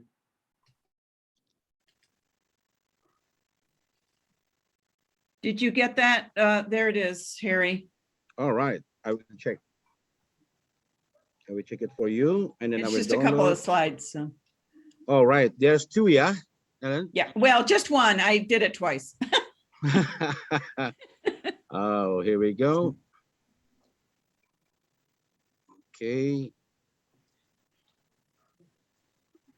So the first one is APA WMS, right? Yeah, either one of those is fine. Yeah. Okay. Okay, just have a look. Have a look. Is it yours? Have a look. Is it yours? I don't see it. Is it up? Are you sharing it or what? Yes, I'm going to share for you. Okay. Is it yours? Please check it out. Yes, thank Oh, you. wow. Very good. So you are ready now, okay? Now, can you turn it into kind of a slidey like thing?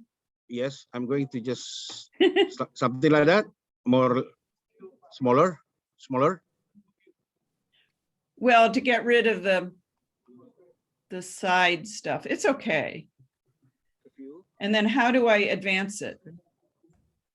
This one. Like this. Ah, beautiful. All right. And then do you advance it or do I advance it? I'm going to operate on behalf of yourself. So, Okay, perfect. Thank you. As long as you already have your presentation and Mariana is already there also. So I think actually you are ready to start the sessions, Ellen. This is Because- excellent. I Yes. want, Because right now Okay. it's 5:30, right?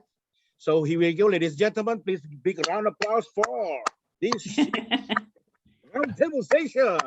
okay. Okay. Please go ahead. Have a fruitful Okay, discussion. Thank you very, very much. And Harry, my colleague, if you could share my first slide, please. Thank you. Thank you all for joining this roundtable discussion on advancing a global survey on migration perspectives from Asia. I want to say welcome to all of our participants and our panelists and our esteemed commentators. Salamat datang. It is an honor, a sincere, a deep honor to be here in the Asian Population Association, your 5th conference. I'd like to introduce our panels. I am Ellen Percy Crayley from Colgate University in New York, and my co-moderator is Diego Iturralde from Statistics South Africa. We are both members of the IUSSP, the International Union for the Scientific Study of Population. Our presenters this morning are our colleagues from all over the world. Mariama Amubila from the University of Ghana, Marcela Cerruti from the Center for Population Studies in Argentina is not able to be with us this morning for family reasons, but we are also joined by our very good colleague, Philippe Farc from the European University Institute. Our commentators are our very good colleagues and friends, Mohammed Jalal Abazi Shabazi from the University of Tehran, Professor Yu Zhu from the Fujian Normal University, the People's Republic of China, and our dear colleague, Frank Lasco from the International Organization for Migration, the Global Migration Data Analysis Center in Germany. We are joined together on a journey with many other partners, and we've to pursue and advance a global survey on international migration. Our journey has begun many, many years ago, if not decades. So we're really standing on the shoulders of many giants in our field. But we have gotten recent encouragement from Asia. We first began talking about the idea of a world migration survey, revisiting it at the Asia Population Forum under the leadership of President Do-sub Kim from South Korea. And then we were able to present the idea of a world migration survey at the Union for African Population Studies with my good colleague, Mariama Awambilia. And then we were joined with our colleagues in Latin America at the Latin American Population Association to raise the idea of a world migration survey, as well as by the invitation of Frank Lasco at the International Forum on Migration Statistics, which was organized and hosted in Cairo just prior to the pandemic at the International Forum on Migration Statistics. And now, under the leadership and the welcoming of President Aris Anata, we are here at the Asian Population Association. As our ideas have evolved, we have been joined with very energetic partners at the International Organization for Migration, GMDAC, the Global Migration Data Analysis Center, under the leadership of Frank Lasco, as well as the African Union, who is very interested in piloting a world migration survey within Africa, with the partnership of Statistics Sweden. Excellent colleagues with Frank and his team, and then the energies of national statistical offices throughout Africa are sharing their intellectual energies to think about how we might take the first steps into piloting a survey within Africa as we embrace the diversity of migration streams throughout Africa. And then this evening, well, it's early morning here in New York, but this evening in Jakarta, where we will be thinking about the diversity of migration streams throughout the Asian region and what that might mean for our attempt, our aspirations to collect comparative data on international migration and mobilities. I recall a number of years ago in Johannesburg at the International Population Conference of the IUSSP, when we were preparing to gather a convening, an input from our members in the population sciences for the consultative process for the Global Compact on Safe, Orderly, and Regular Migration, and how the eyes of my colleague Philippe Farc just popped when we thought about revisiting, re-energizing efforts to implement and develop a world migration survey. And we do stand on the shoulders of our colleagues in the population sciences, Doug Massey, James Rayner, Chris Boscheman, Franz Willekens, Richard Billsborough, Gordon DeJong, and I have to add my mentors, Charles Keeley, Graham Hugo, Ann Singleton, and Charlie Hirschman, who is here, I believe, at this meeting as well. These demographic energies have been devoted and poured into now the concept of a world migration survey. But as our colleagues in Africa recognize, the time is now. The time is to move from concept to practice. The role of migration in the 2030 Agenda for Sustainable Development is prominent. It has been elevated. We have the Global Compact for Safe, Orderly, and Regular Migration that's is being implemented now and will be revisited at the Global Migration Forum very soon. The UN Statistical Commission is advancing comparable recommendations on data on international migration, as well as refugees and internally displaced persons. And then we have the members of the Asian Population Association. We have members of population associations worldwide who've expressed interest. We have population research institutes all over the world, the Asian Demographic Research Institute, with the contributions of our colleague Guy Abel, is advancing modeling international migration. We have the work of Raya Motarik at YASA. We have Andrew Tatum's work at the University of Sussex. The Danish Refugee Council is modeling forced migration and displacement. There is so much exquisite work being done. My dream, and I'm at an advanced age, but I would in my lifetime love to see the piloting of migration survey in Africa, in Latin America, and in Asia, with our colleagues at IOM and the African Union, and I hope the Asian Population Association. One of our leaders here in the United States, Alexandria Ocasio-Cortez, who's a representative in Congress from the Bronx and from Queens in New York City.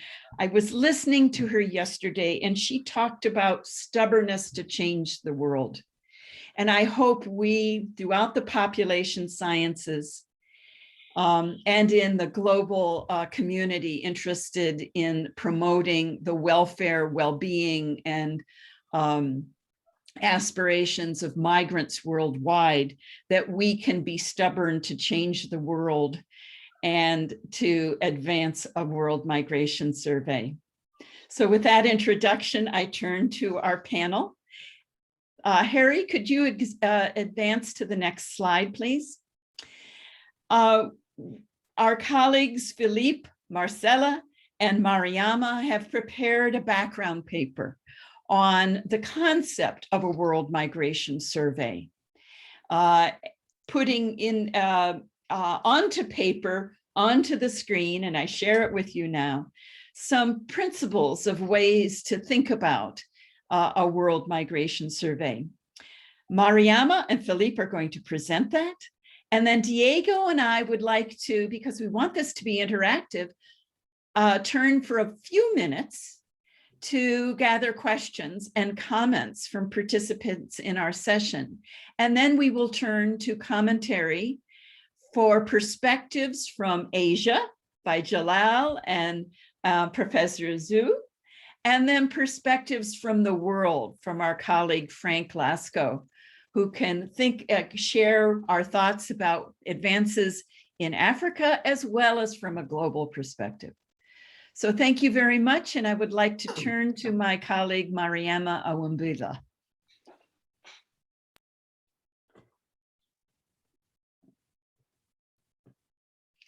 And if we could share your screen, Mariama, there.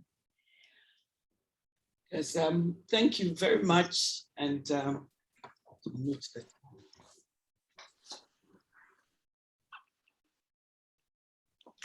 thank you very much, and a good day to everybody. Our paper is going to be on advancing the case for a world migration survey put together by 3 of us, but as members of the steering committee on the International Union for the Scientific Study of Population panel on international migration, strengthening the knowledge base for policy, as Ellen has taken us through. What I'm going to do is to provide an overview for the case that we make for migration. So can I turn off my video because it affects my bandwidth? And then during question time, I will put it back on. I hope I'm successful. Stop video. Yeah, okay. Yeah, and then so I'll present an overview on the case that we make for a world migration survey, and then my colleague Philip Fag will then take us through some of the methodological issues as well as some of the proposals we make for a way forward. Oh, let me turn to presentation mode. So why are we proposing a world migration survey? Research and evidence-based policymaking on migration currently is hampered by a lack of knowledge. Several years after many countries signed the Global Compact on Migration, they are still hampered by the need for data to monitor and implement the compact. Not only that, our state of knowledge on migration is very much incomplete and unbalanced. We tend to have more information on the global north and flows from south to the north, not too much data on south-south migration, for instance, and some of the dimensions of migration in south-south migration. Furthermore, it's increasingly recognized that the traditional demographic data collection tools that we have, the censuses, registered surveys, and so on, tend to miss significant dimensions of migration processes and are not able to provide us with adequate critical insights into migration dynamics. At the same time, we also acknowledge that recent innovative approaches to capture migration and mobility based on social media and big data can help, but they are still at their infancy. And therefore, a world migration survey then seeks to complement and generate information that traditional sources of migration data are not able to do. And then furthermore, as has been pointed out, the Global Compact on Safe orderly and regular migration. And then the SDGs pledge of leaving no one behind, including migrants, require improved, accurate and disaggregated data as a basis for evidence-based policies. So as Ellen noted, we stand on the shoulders of several giants. So the idea of a world migration survey is not new. Several authors, several researchers have made the case for a survey to have comparable data of out migrants going to all destinations and from all countries of origin, and to have a survey as a means to better understand key migration phenomena and to inform policy, making. One researcher, Chris Boscheming, for instance, that's put forward the need for standardized surveys on migration, and in fact goes as far as advocating for the launching of a program of surveys similar to what we have for the demographic and health service, and then the multiple indicator cluster service, the mix run by UNICEF. And since then, many stakeholders have come on board, including development partners, IOM, African Union have come on board expressing some interest in this. And we also know that there have been several binational and multi-sited international migration surveys that have already been undertaken. We note some of them there, the Murphy study, the NEEDY study, and all the rest that can help to inform a world migration survey, although we note the disadvantages of specific migration surveys as these surveys entail. So what are the outcomes that we think can come out from a world migration survey?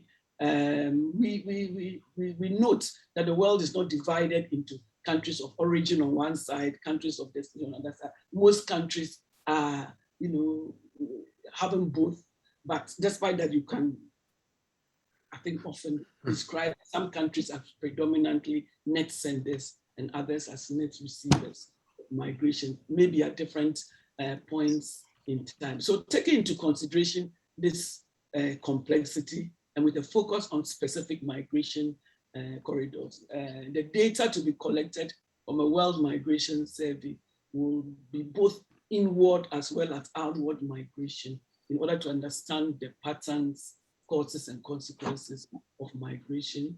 One of the strengths of the proposed world migration survey will be its use of a similar or a common instrument and common comparable methodological approach and common definitions to generate data, thereby allowing international, interregional migration trends and characteristics to be combined worldwide. And there are several other strengths, biographical, retrospective, and multi-movement data.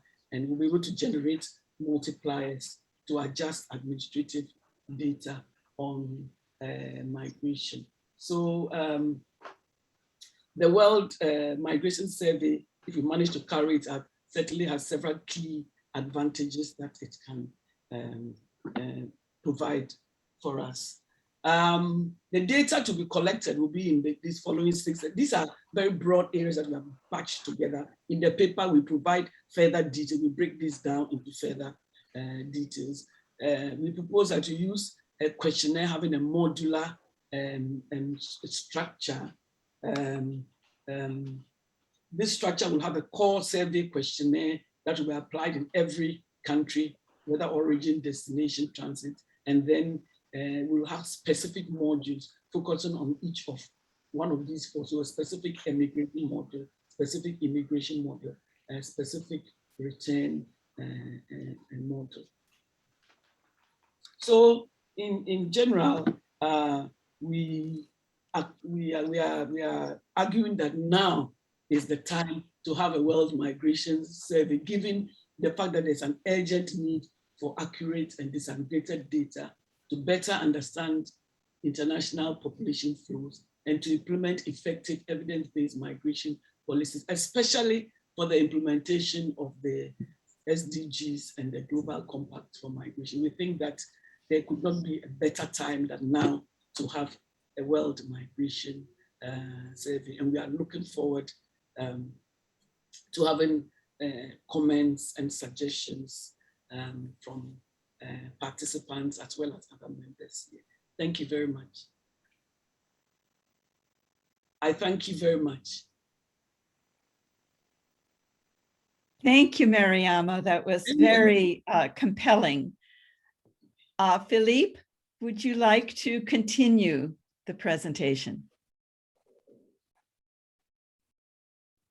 Shall I stop my share? Okay. Philippe?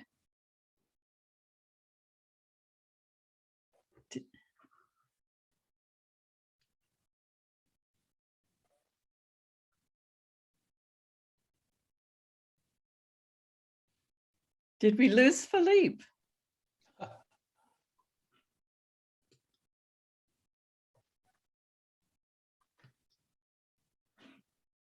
Oh my goodness. I guess Philip is not in the room. I do not see Philippe in the room. Yes. And he was here, wasn't he? Yes, he is. Yes, thank you. Thank you.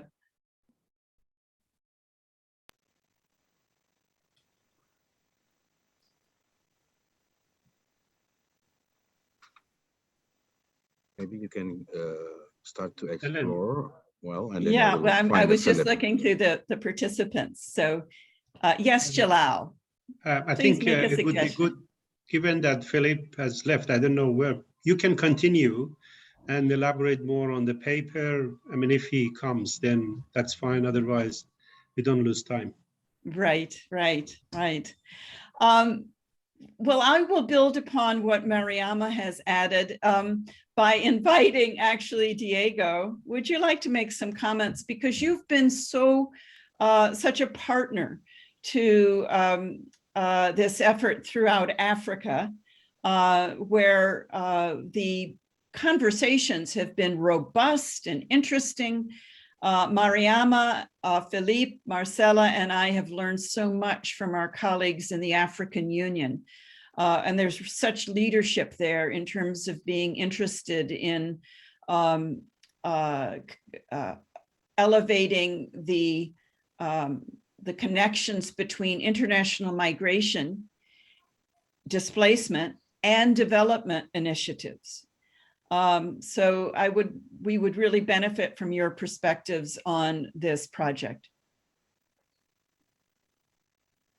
Thank you very much, Ellen, and good afternoon from slightly warmer South Africa to all of you.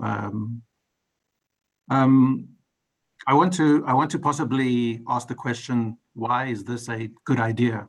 Why should we do a world migration survey and have regional pilots across the world? I think first and foremost, what the world is lacking is that there is no global migration specific survey that is able to measure indicators related to migration in a uniform and comparable manner. And I think that the timing, as various authors have indicated, it would be appropriate that we have such an initiative at this point in time. I think it's a real opportunity for us to measure a complex phenomenon like migration in a manner that allows comparative like-for-like analysis. Throughout the consultation process for the Global Compact on Migration and on refugees, there has consistently been a call for a world migration survey of some sort. And like Ellen has said, it's not the first time. I think we could possibly go back to the early 1980s or the late 1970s even, to when this idea was first mooted. We also know, as Mariama has also indicated, that the Sustainable Development Goals for the first time, place a very strong emphasis on migration. And although Goal 17 speaks for us to disaggregate all the previous goals by, amongst other, migrant status, the UN Statistics Division has identified certain key indicators that are relevant for migration. And in some countries, data around these do not exist. And here is also a reason why this World Migration Survey is important, so that we are able to implement and to be able to measure that. There is currently a lot of important and good work being done by expert groups on international migration statistics and on refugees and internally displaced persons that are looking at measurement issues and that are trying to find how best do we measure migration in 2021, because existing documentation, existing recommendations from the UN, particularly on migration statistics, are dated in 1998, and the recommendations on refugees and internally displaced persons are probably just as old.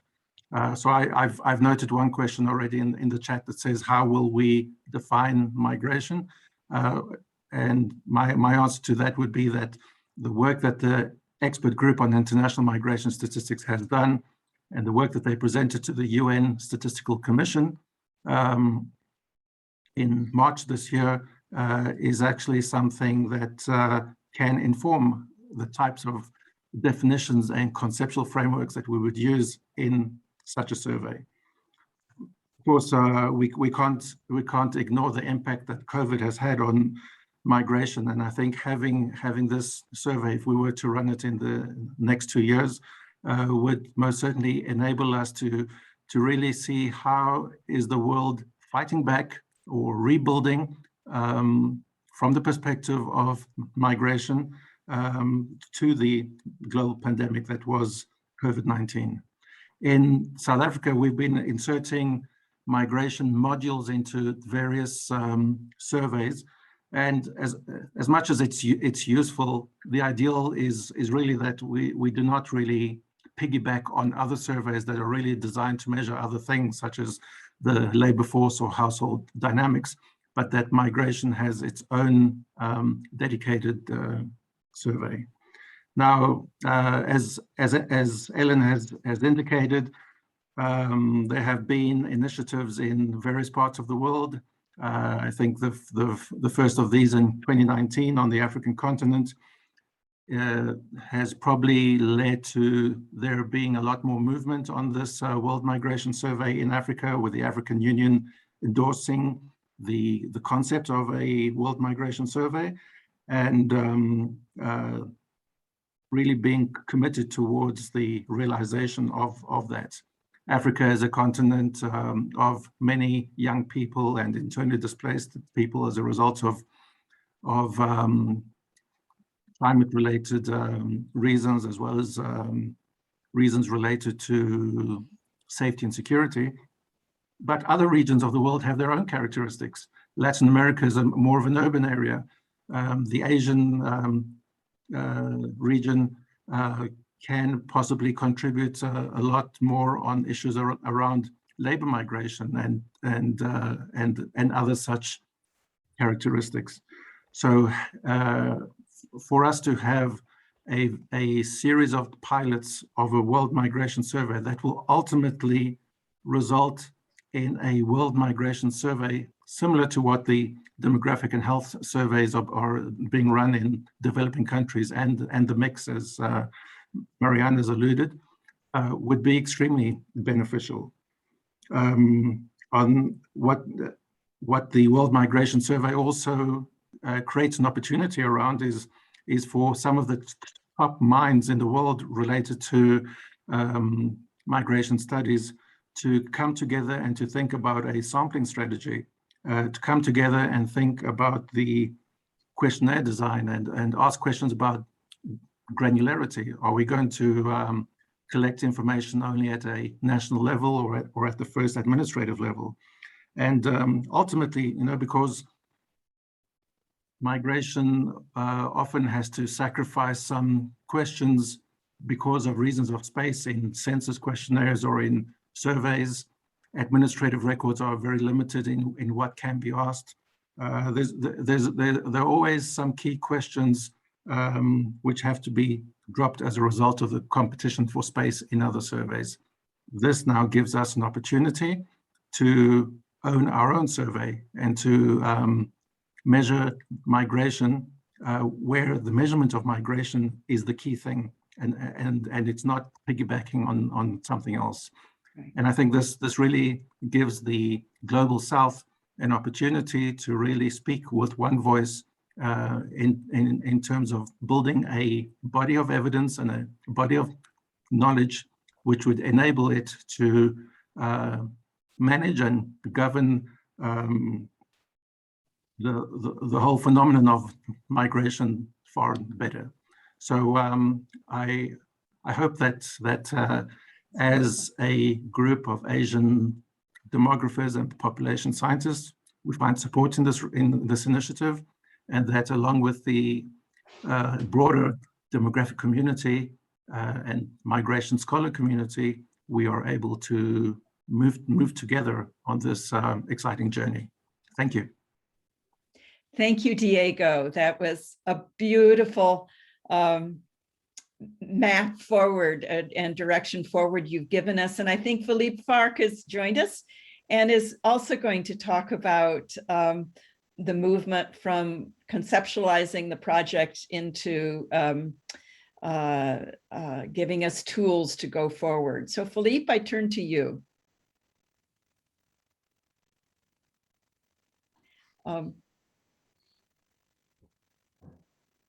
We need to unmute you.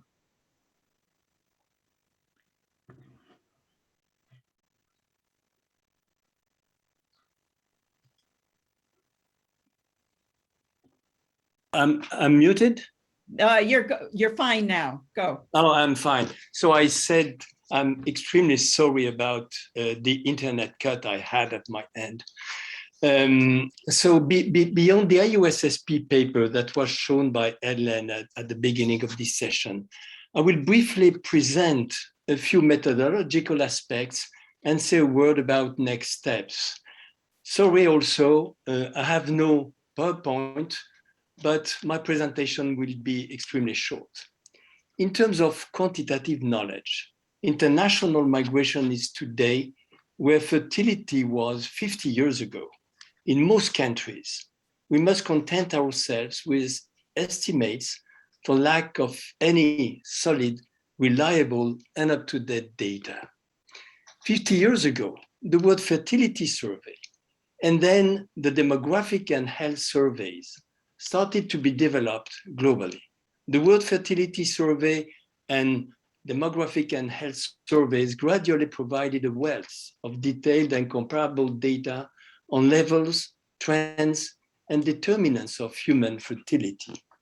They brought about one of the most significant breakthroughs for the advancement of empirical demographic knowledge. And as Diego just said, the word fertility survey and demographic and health surveys are models for the word migration survey. However, there are major differences between migration and fertility. Three of these differences have an important bearing on methodologies, including sampling and questionnaires. The first difference is, while the vast majority of women become mothers, the vast majority of people never become international migrants. Migrants are a small proportion of human beings, estimated at 3.5%. And not only that, but they are not representative of their population. Migrants do not fully resemble non-migrants. Moreover, they are concentrating in certain areas, in origin as well as in destination countries. Most migrants are found in few places, and most places have only few migrants. There is a strong network factor in international migration. The methodological consequences of this for the World Migration Survey are two. At sampling level, oversampling areas with a high concentration of migrants has been a common technique to limit the sample size because of the low frequency, the low prevalence of international migration. Yet, including also areas with few migrants is necessary to understand the network effects of migration and to eliminate network-related biases. To put it very simply, two individuals with the same characteristics differ in terms of likelihood of migration depending on the exposure to international migration in the community where they live. There is also a consequence for the questionnaire, which is including non-migrants is necessary to identify migrant specificity and to measure the determinants of international migration. The second difference between migration and fertility is while fertility involves only one population, international migration involves two distinct populations, at the sending end and at the receiving end. A person who is an outward migrant in origin country is an inward migrant in the destination country. Moreover, every country is at the same time an origin and a destination of international migrants. The methodological consequences for the World Migration Survey are, at questionnaire level, to make data collected in different countries comparable, it is necessary to have the same core questionnaire or household questionnaire, whatever the country. So in all the country covered by the World Survey. But to fully address country specificities, outward and inward modules must be adapted to whether a country is predominantly an origin country or predominantly a destination country for migrants. In terms of pilot surveys, we strongly recommend starting with migration corridors or with pairs of countries that are linked by international migration, just in order to check that the questionnaire survey as sampling work well. The third difference and last difference I want to tackle between fertility and migration. In the short term, fertility is relatively stable. Its variations are smooth. By contrast, international migration is highly volatile. Flows and even stocks of international migrants can change quickly under the effect of political crises, for example, refugee movements caused by civil conflicts, but also economic shocks. For example, oil prices have affected migration from South Asia to the Gulf states. It can be also the influence of public policy measures. For example, the COVID-19 border crossing bans have strongly affected flows of international migration.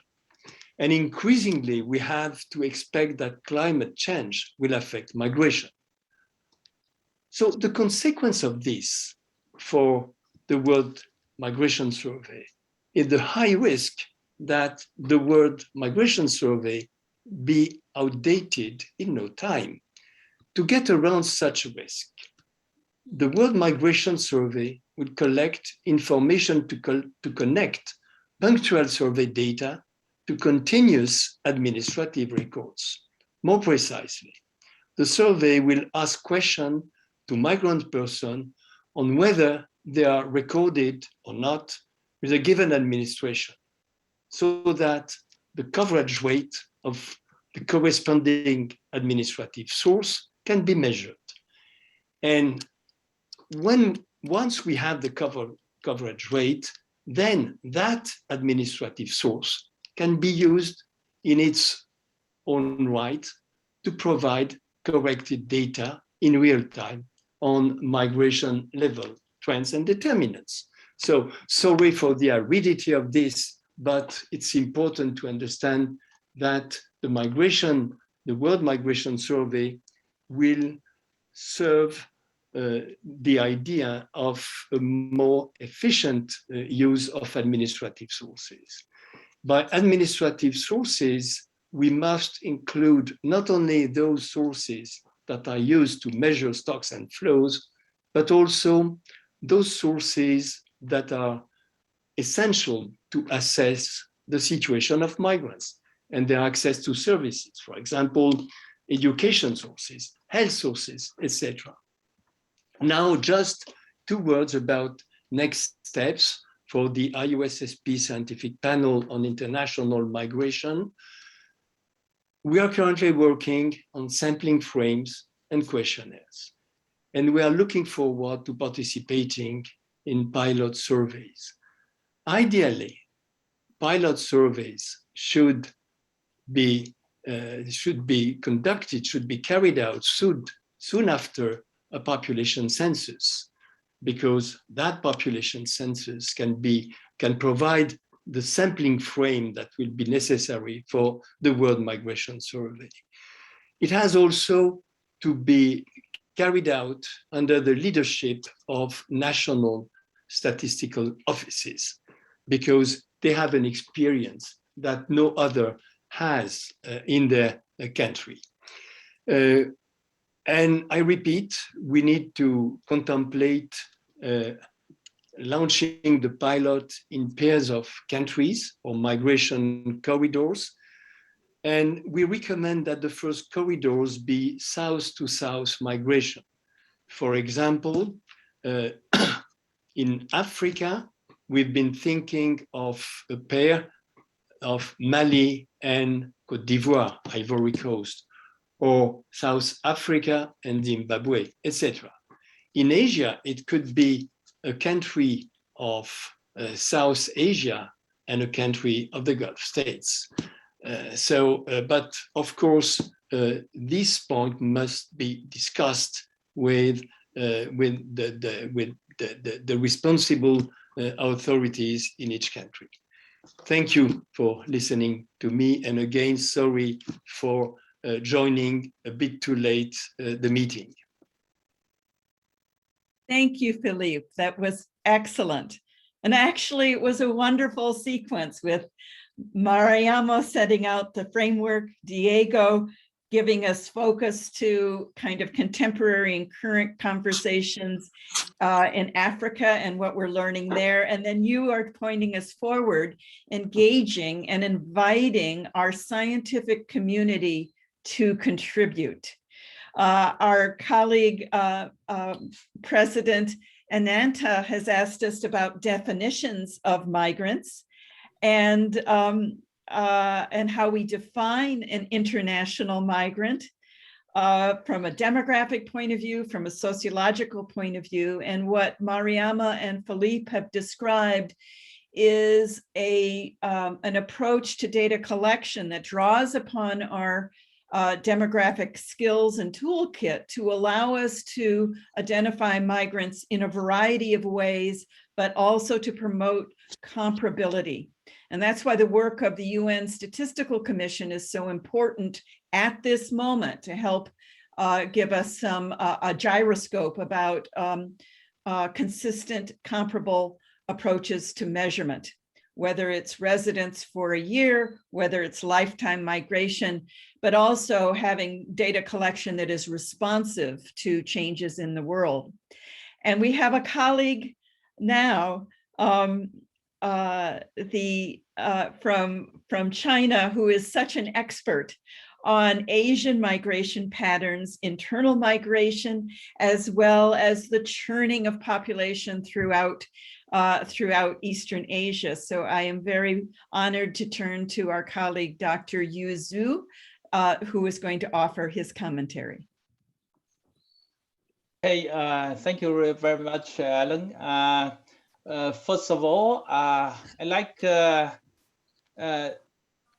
thank Professor Crayley to invite me to join today's roundtable discussion on the proposed World Migration Survey. I think the preceding speakers have already given excellent exposition on the purpose of the survey.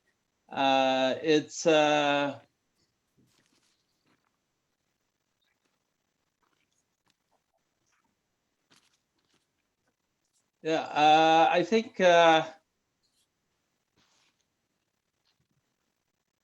the preceding speakers have given excellent exposition on the purpose of the survey. It's a key concept, and the priorities is design and implementation, and the possible use and impact of its result.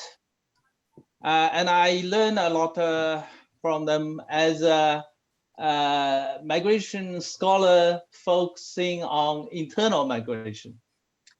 Now, in the following, I'd like to offer some thoughts on the survey, mainly based on my observations on international migration to and from China, as China has been undergoing some important changes in the last decades, and such change may have some important implications for identifying issues to be covered in the survey and for its design and implementations.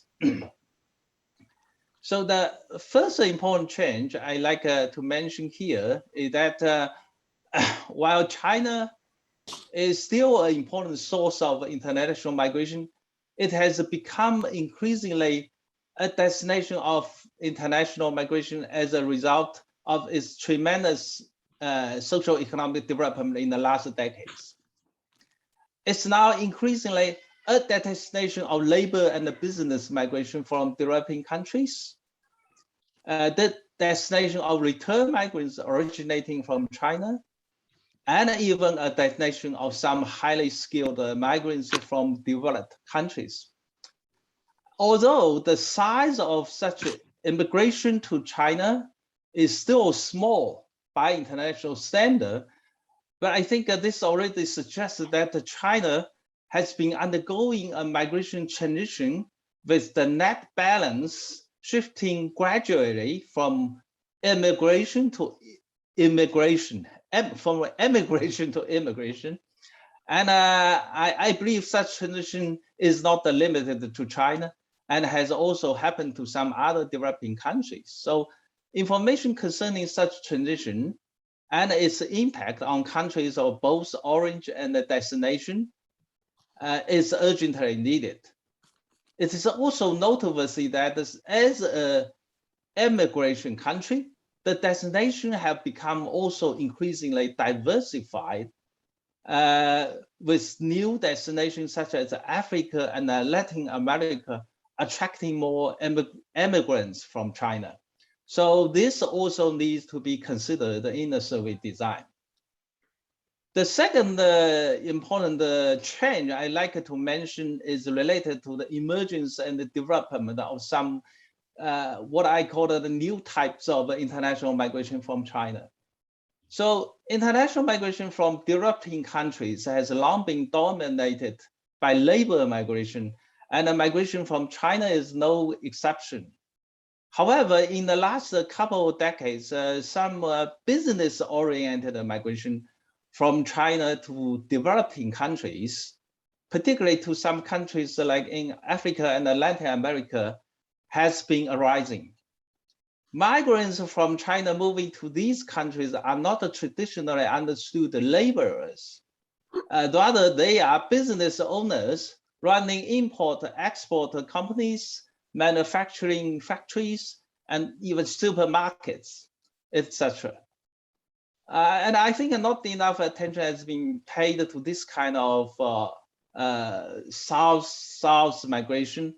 And I think they should be adequately covered in the World Migration Survey.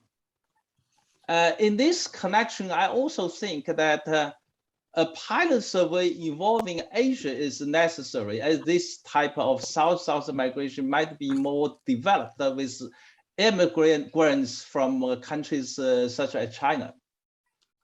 In addition to this new type of international migration per se, it is also noteworthy that migrants involved in this process typically have low permanent settlement intention in the destination countries in the South.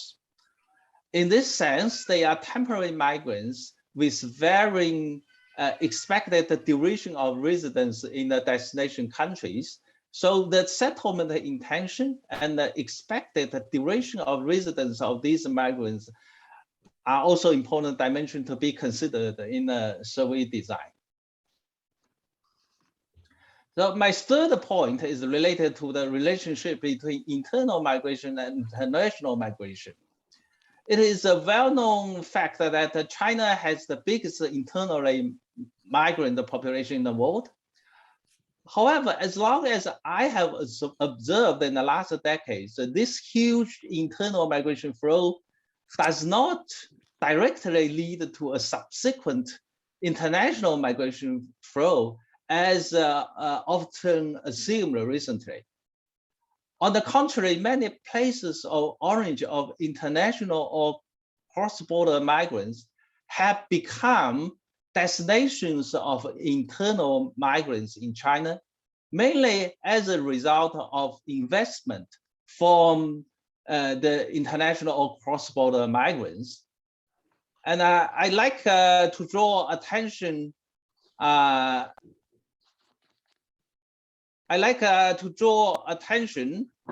to such a relationship between international or cross-border migration and internal migration in a survey. Finally, I like to point out that the international migrants to and from China constitute only a very small proportion of the total population in China, and that distribution is very uneven. This makes the sampling design and the implementation of the survey much more complicated than those of internal migration. This issue has already been discussed in the preceding presentations, but I suspect that in countries like China with such a huge population area, it's even more difficult to deal with. And I think we need to pay more attention to this issue. And these are some of my temporary thoughts. Thank you very much. Thank you, Dr. Zhu. That was superb. That's just the sort of insight and fresh insight that we need as we develop the proposal and advance these ideas. And it also illustrates, as we've learned in Africa and we've learned in Latin America, that an international comparative survey needs to be responsive to the lived realities and the demographic processes that operate within a region. So we think about global perspectives, but we have to very much think about regional perspectives. That has certainly been been so much of the dialogue in our discussions in Africa. But then you're relating internal migration to international migration takes us very much to Eastern Asia and how a survey must be customized. So on that regard, I would love to turn to my good colleague and friend, Mohammed Jalal Abazi from the University of Tehran. Jalal? Thank you, Helen, and good morning and good afternoon to all dear colleagues who are participating in this session.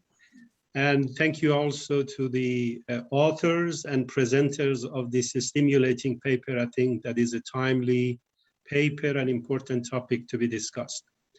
I also appreciate Professor Zhu for providing his comments on mainly voluntary and labor migration and focusing on Southeast Asia.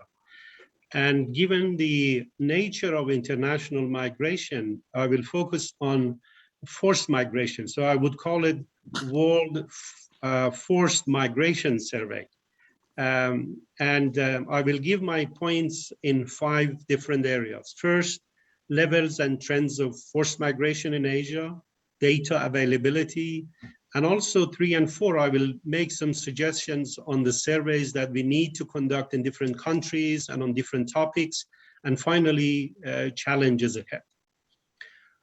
In the previous session, we discussed that based on the available data, Asia is one of the main places of origin and destination for not only international migration, but also for the displaced population.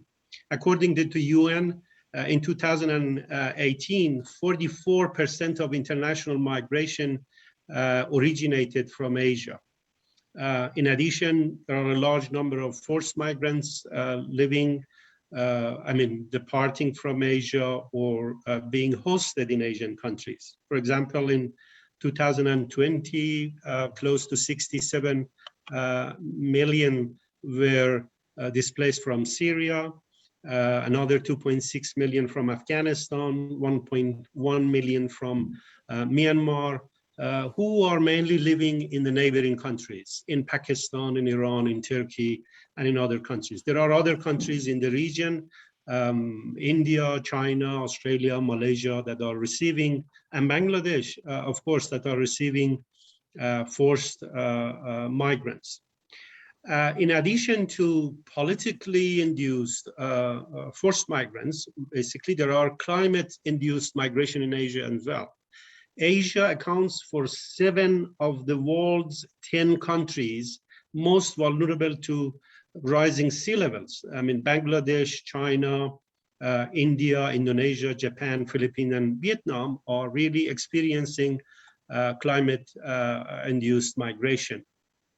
There are also a stateless population in Asia. There are 4.2 million people who are stateless, and 40% of the known global stateless population live in the Asia-Pacific region. So it is important to study forced migration and forced migrants in Asia.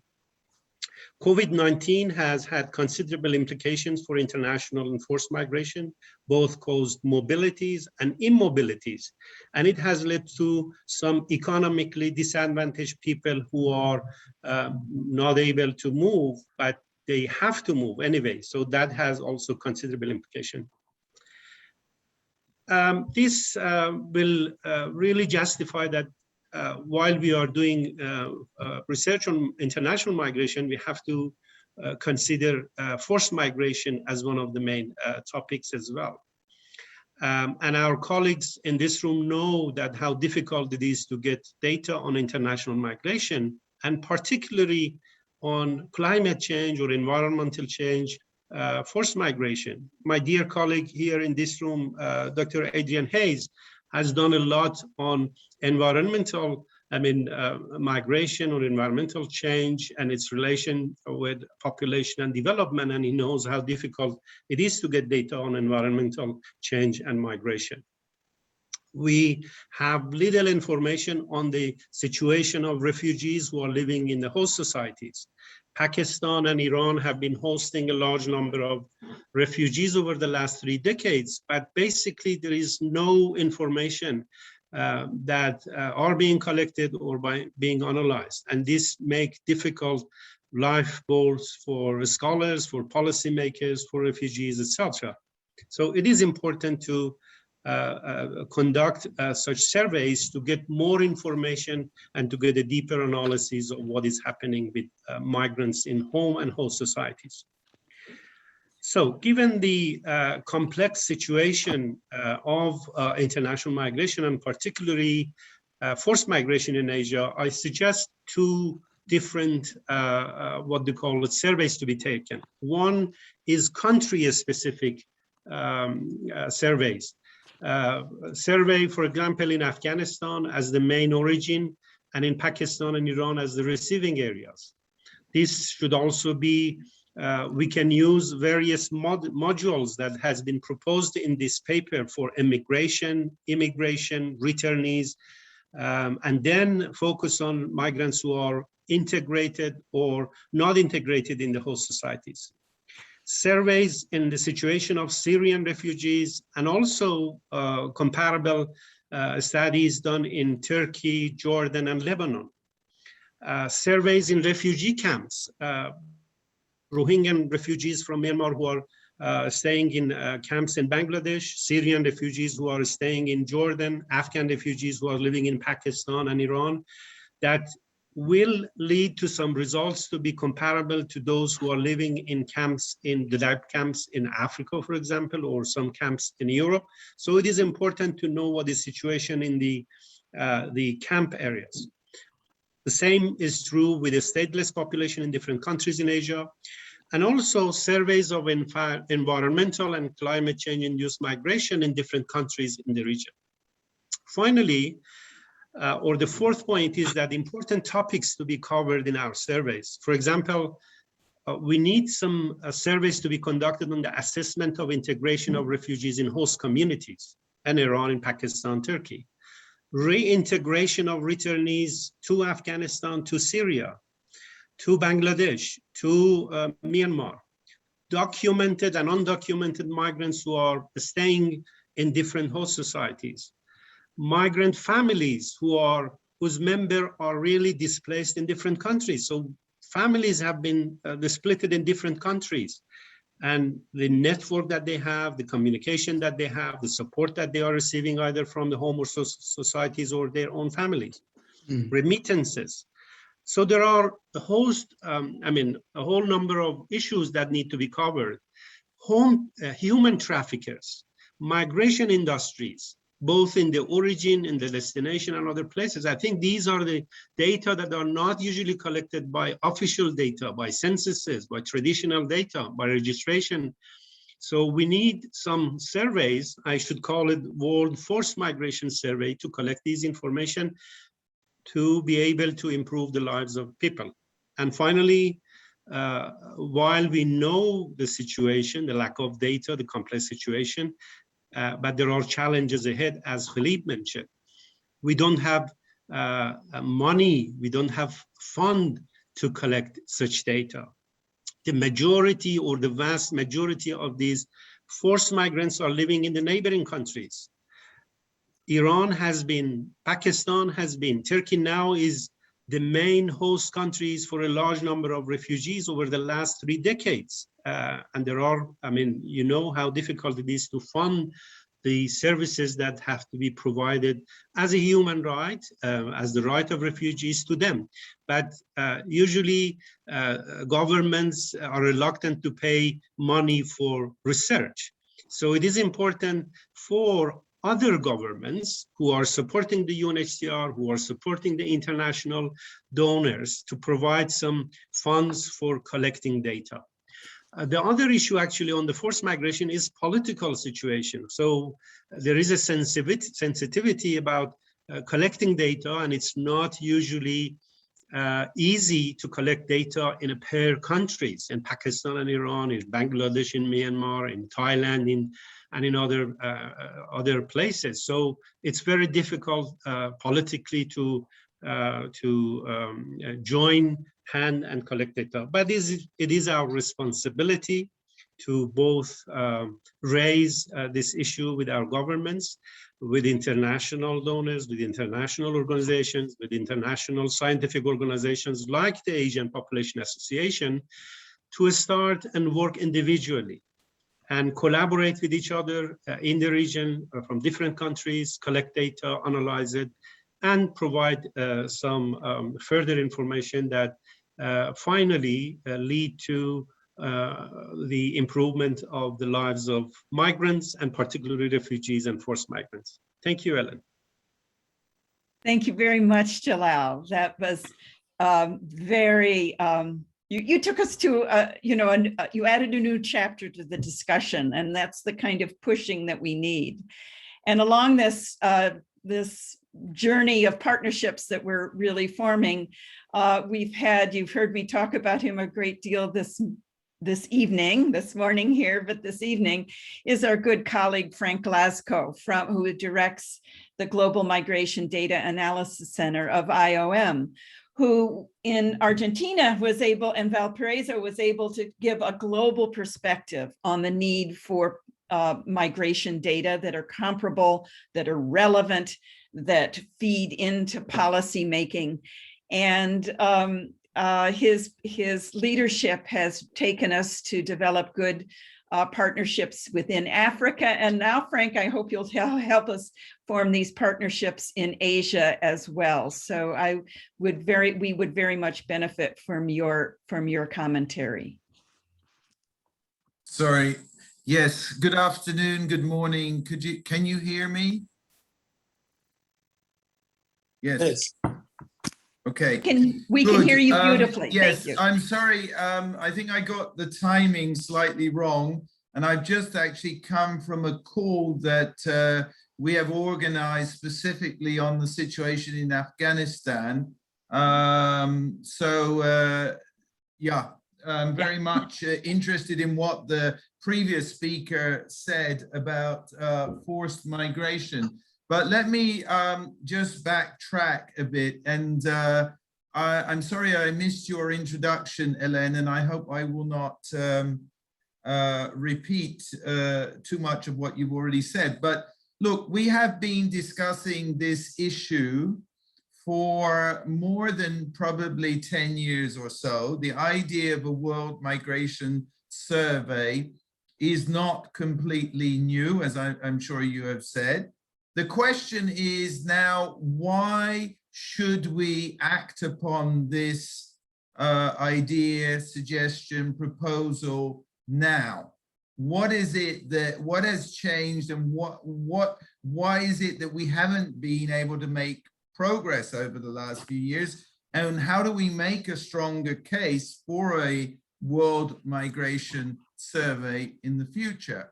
So I particularly enjoyed hearing the remarks from the previous speaker, because I think he raises really important questions about what is the purpose of this survey or these surveys, and what is the coverage of these surveys in terms of different migrant groups. Now, perhaps with respect to why we're here today and why we should be actually thinking hard about this issue, I think there is, we have seen some change in the political context. Back in 2018, the international community came together and they agreed upon a global compact on refugees. And they also agreed on a global compact on migration. And the first objective, as you all know, of the global compact for safe, orderly, and regular migration is to improve the collection and analysis and use of international migration data to support evidence-based policymaking. So we could say, in short, that there is a global consensus among most countries in the world. Most countries in the world have agreed that the GCM is a very valuable text, and they are currently preparing to report next year on the progress that they have made in implementing the Global Compact on Migration. And the Global Compact on Migration under Objective 1 specifically calls upon states to conduct household, labor force, and other surveys to collect information on the social and economic integration of migrants. Now, it doesn't define in this text exactly who they mean by migrants, but if we follow UNDESA and their count of migrants, as far as I know, they still include refugees in that count. So they measure, or they count people, the stock of migrants includes those who may have been forced to move. It's as you all know, the definition is about crossing borders with it, and there are various subcategories of people. So that remains somewhat perhaps unclear as to exactly who we mean there by migrants. They certainly are referring to international migrants and not IDPs there.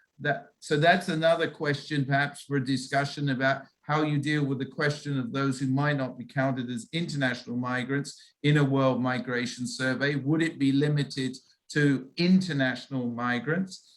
The other thing which I think is very useful in the Global Compact on migration under Objective 1 is that they talk about the need to improve the comparability of data on migration and to encourage countries to use the same concepts and definitions.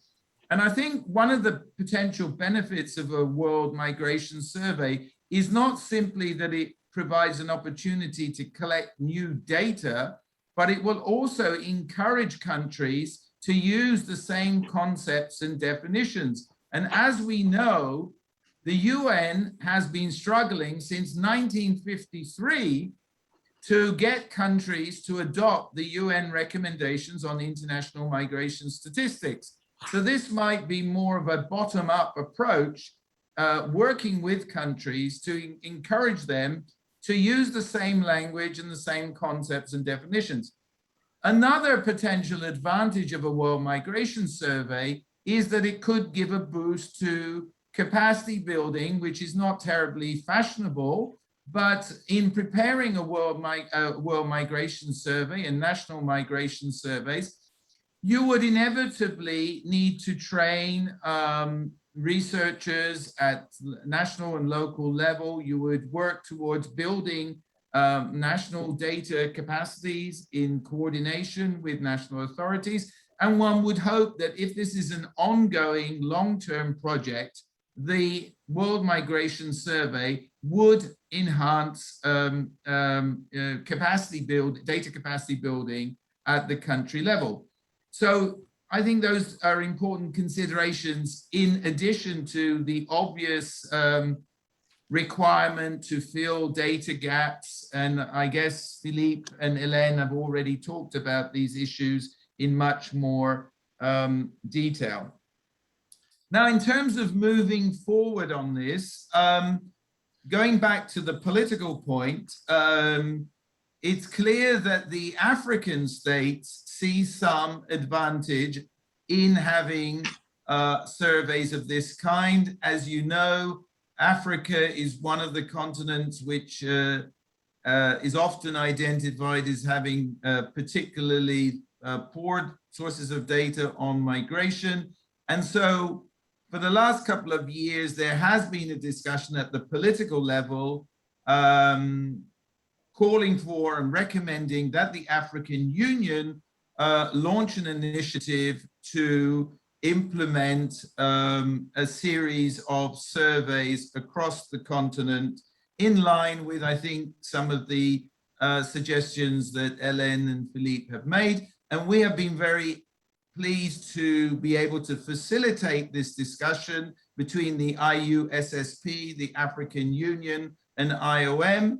And in addition to having that political discussion, we are establishing a technical committee that will work together to produce guidance specifically on this matter of how countries in Africa can go about developing such surveys, but also the working group will design some very specific cross-country tools which could be potentially tested out in a limited number of countries in Africa and then potentially adopted more extensively worldwide. So I still believe this is a very important initiative, and Africa is particularly interesting at this time because as we speak, the African Union will be launching, has launched and will be actually developing a new program of work for the Observatory on Migration in Africa based in Rabat. There is another observatory based in Mali focusing on research on migration in Africa, which is also being launched. So these are important developments. And I think this, given these developments, I think there is a growing interest in this idea of launching some kind of a world migration survey, at least on a pilot basis, to really concretely test out the idea. Now, of course, if we do this in Africa, the issue of forced migration inevitably will come up, because many countries in Africa are host countries for significant numbers of refugees and IDPs, as you all know. And so we will have to come back to some of the questions that were raised earlier by the previous speaker. I don't know, I think I was given 7 minutes, Hélène, so perhaps I'll just stop there. Okay. Forgive me for not joining earlier. Let me know if you need me to say anything more at this stage. Thank you. And thanks very much for the invitation. Thank you.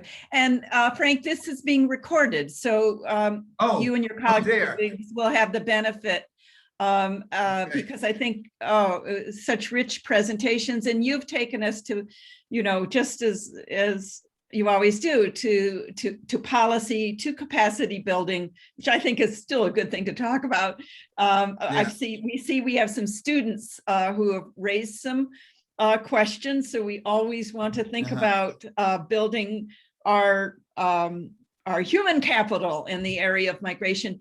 But just in 30 seconds, Frank, you also noted that there is a new report that IOM will be circulating from Bangkok soon on migration. Yes. Did you want to just very briefly mention that? I actually have it here, but I was told, it says on the front, draft not for further circulation yet, okay. But it exists. I've been going through it. I'm not allowed to quote all of it, but I understand that in about 2 weeks' time, it will be officially launched. And I think it is, I mean, I think the main takeaway from this, and I think it supports what the previous speaker said, is that there is a major gap in evidence in the Asia-Pacific region. And one of the special challenges is that around a third of those people who might be classified as migrants are undocumented. And so that presents a very special challenge for anyone wanting to design a world migration survey. But on the other hand, such a survey could be one of the ways in which we get much better information on that population in terms of their needs and vulnerabilities and etc. So yeah.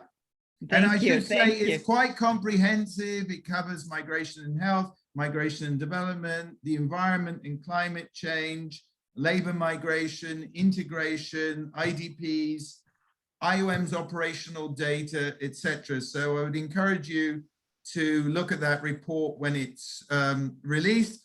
And it also includes some discussion on the impact of COVID-19 on the collection of migration data in the Asia-Pacific region. Perhaps that is also an additional justification for why we need such a survey at this time, because migrants are often in a very vulnerable situation. They have been affected in many different ways by the pandemic. We know that there are higher infection rates, there have been significant return movements, etc., etc. So those are added reasons why we need better data and such surveys right now. Thank you. Thank you so much. We have wonderful questions in the chat, and many of them circulate around COVID. And one question, and also I want to acknowledge that Evie has made a very important point, that we do have the benefits of lessons learned from the demographic and health surveys. And that as we think about a technical group and technical discussions, we need to draw upon the expertise, the decades of use and development of standardized surveys. So that's a very important resource.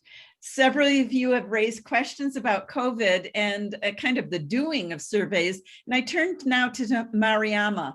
Could you just reflect upon that? Because I know in Ghana, you've engaged issues of COVID, and I know your students have. can you just reflect briefly, because we want to get to a couple other questions about surveys, sampling, and COVID, and the next pandemic. So thank you, Mariama. Thank you very much, Helen. I think that is a very valid point, COVID and how it may impact on the world migration survey. I think all acknowledge COVID has had a great impact on migration patterns, even the destinations people are moving to now, and even the what the cause why they are moving, the reasons why they are moving.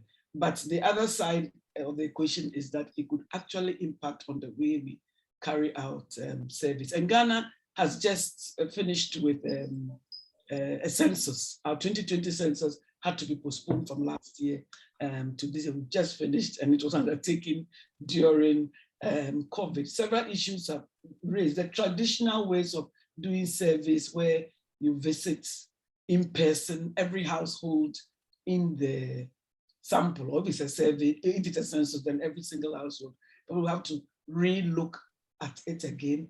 For Ghana, they used, because of our peculiar situation, not only Ghana, but for several other developing countries, because we have lower, a higher illiteracy rate. Sometimes doing the interviews virtually might be a problem. They considered a lot using interviews by telephone, and increasing a lot of people use the WhatsApp application. So yeah, so they considered using that a lot. But I think basically they still did a lot of visits and tried to maintain all the protocols whilst doing the interviews.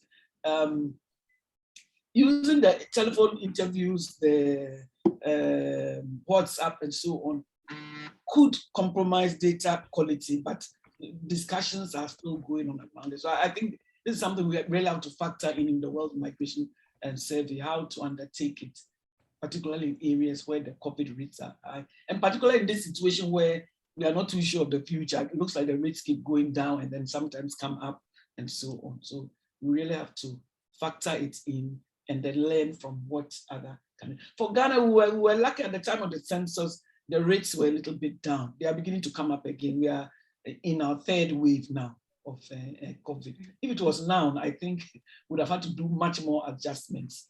But certainly they looked at issues around WhatsApp, especially, and contacting people on their availability and making sure that they can practice the protocols when they are visited. Thank you very much. Thank you, Mariama. That's terrific. Now we do have someone who, Tirtha Man Tamang, who has identified himself as a student of population studies. So we're very happy about that. And you've pushed us to the level, and a number of you, Frank and Aris, has kind of raised the issues of how do we define migrants? Well, as a sociologist, geographer, that takes me to theory. And theory takes me to thinking about hypothesis testing. And so I'm going to put Dr. Zhu on the spot here. Can you talk about how you would engage your students at Fujian Normal University in developing hypotheses about emergent forms of migration, displacement? We've talked about undocumented migration. How do we think about the research questions that are needed to be asked, yes, for policy, but also building general knowledge about migration in Asia? Well, you mean international migration in Asia?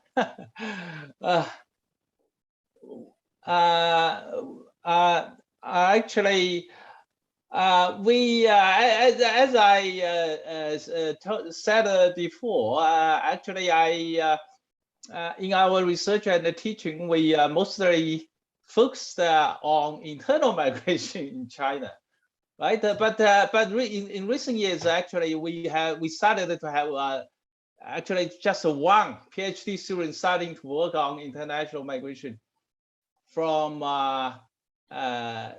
China to Africa, actually.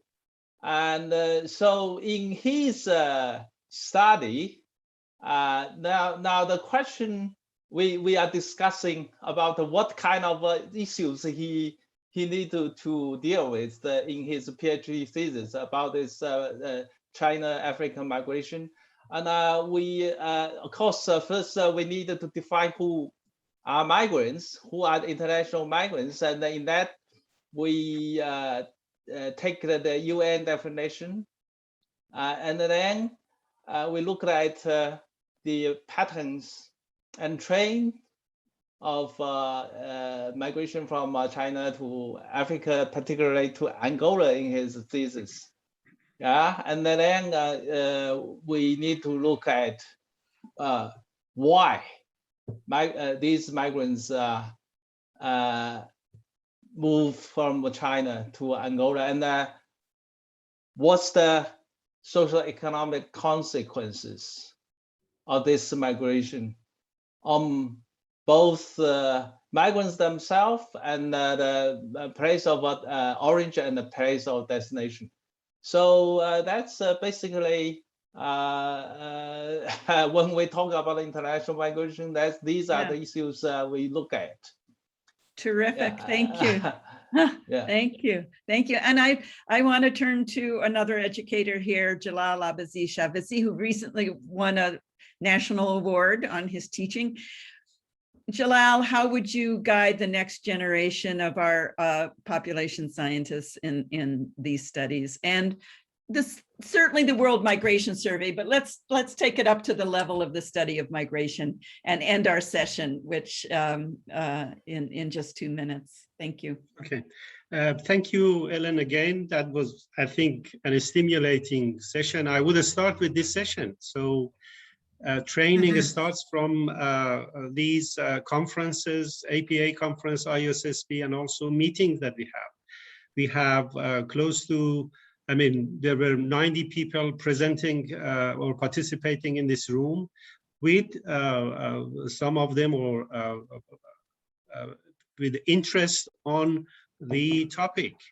We have Guy Abel, who is present in this room, who has been working on international migration. He is one of the younger and mid-career scholars who is working in the field.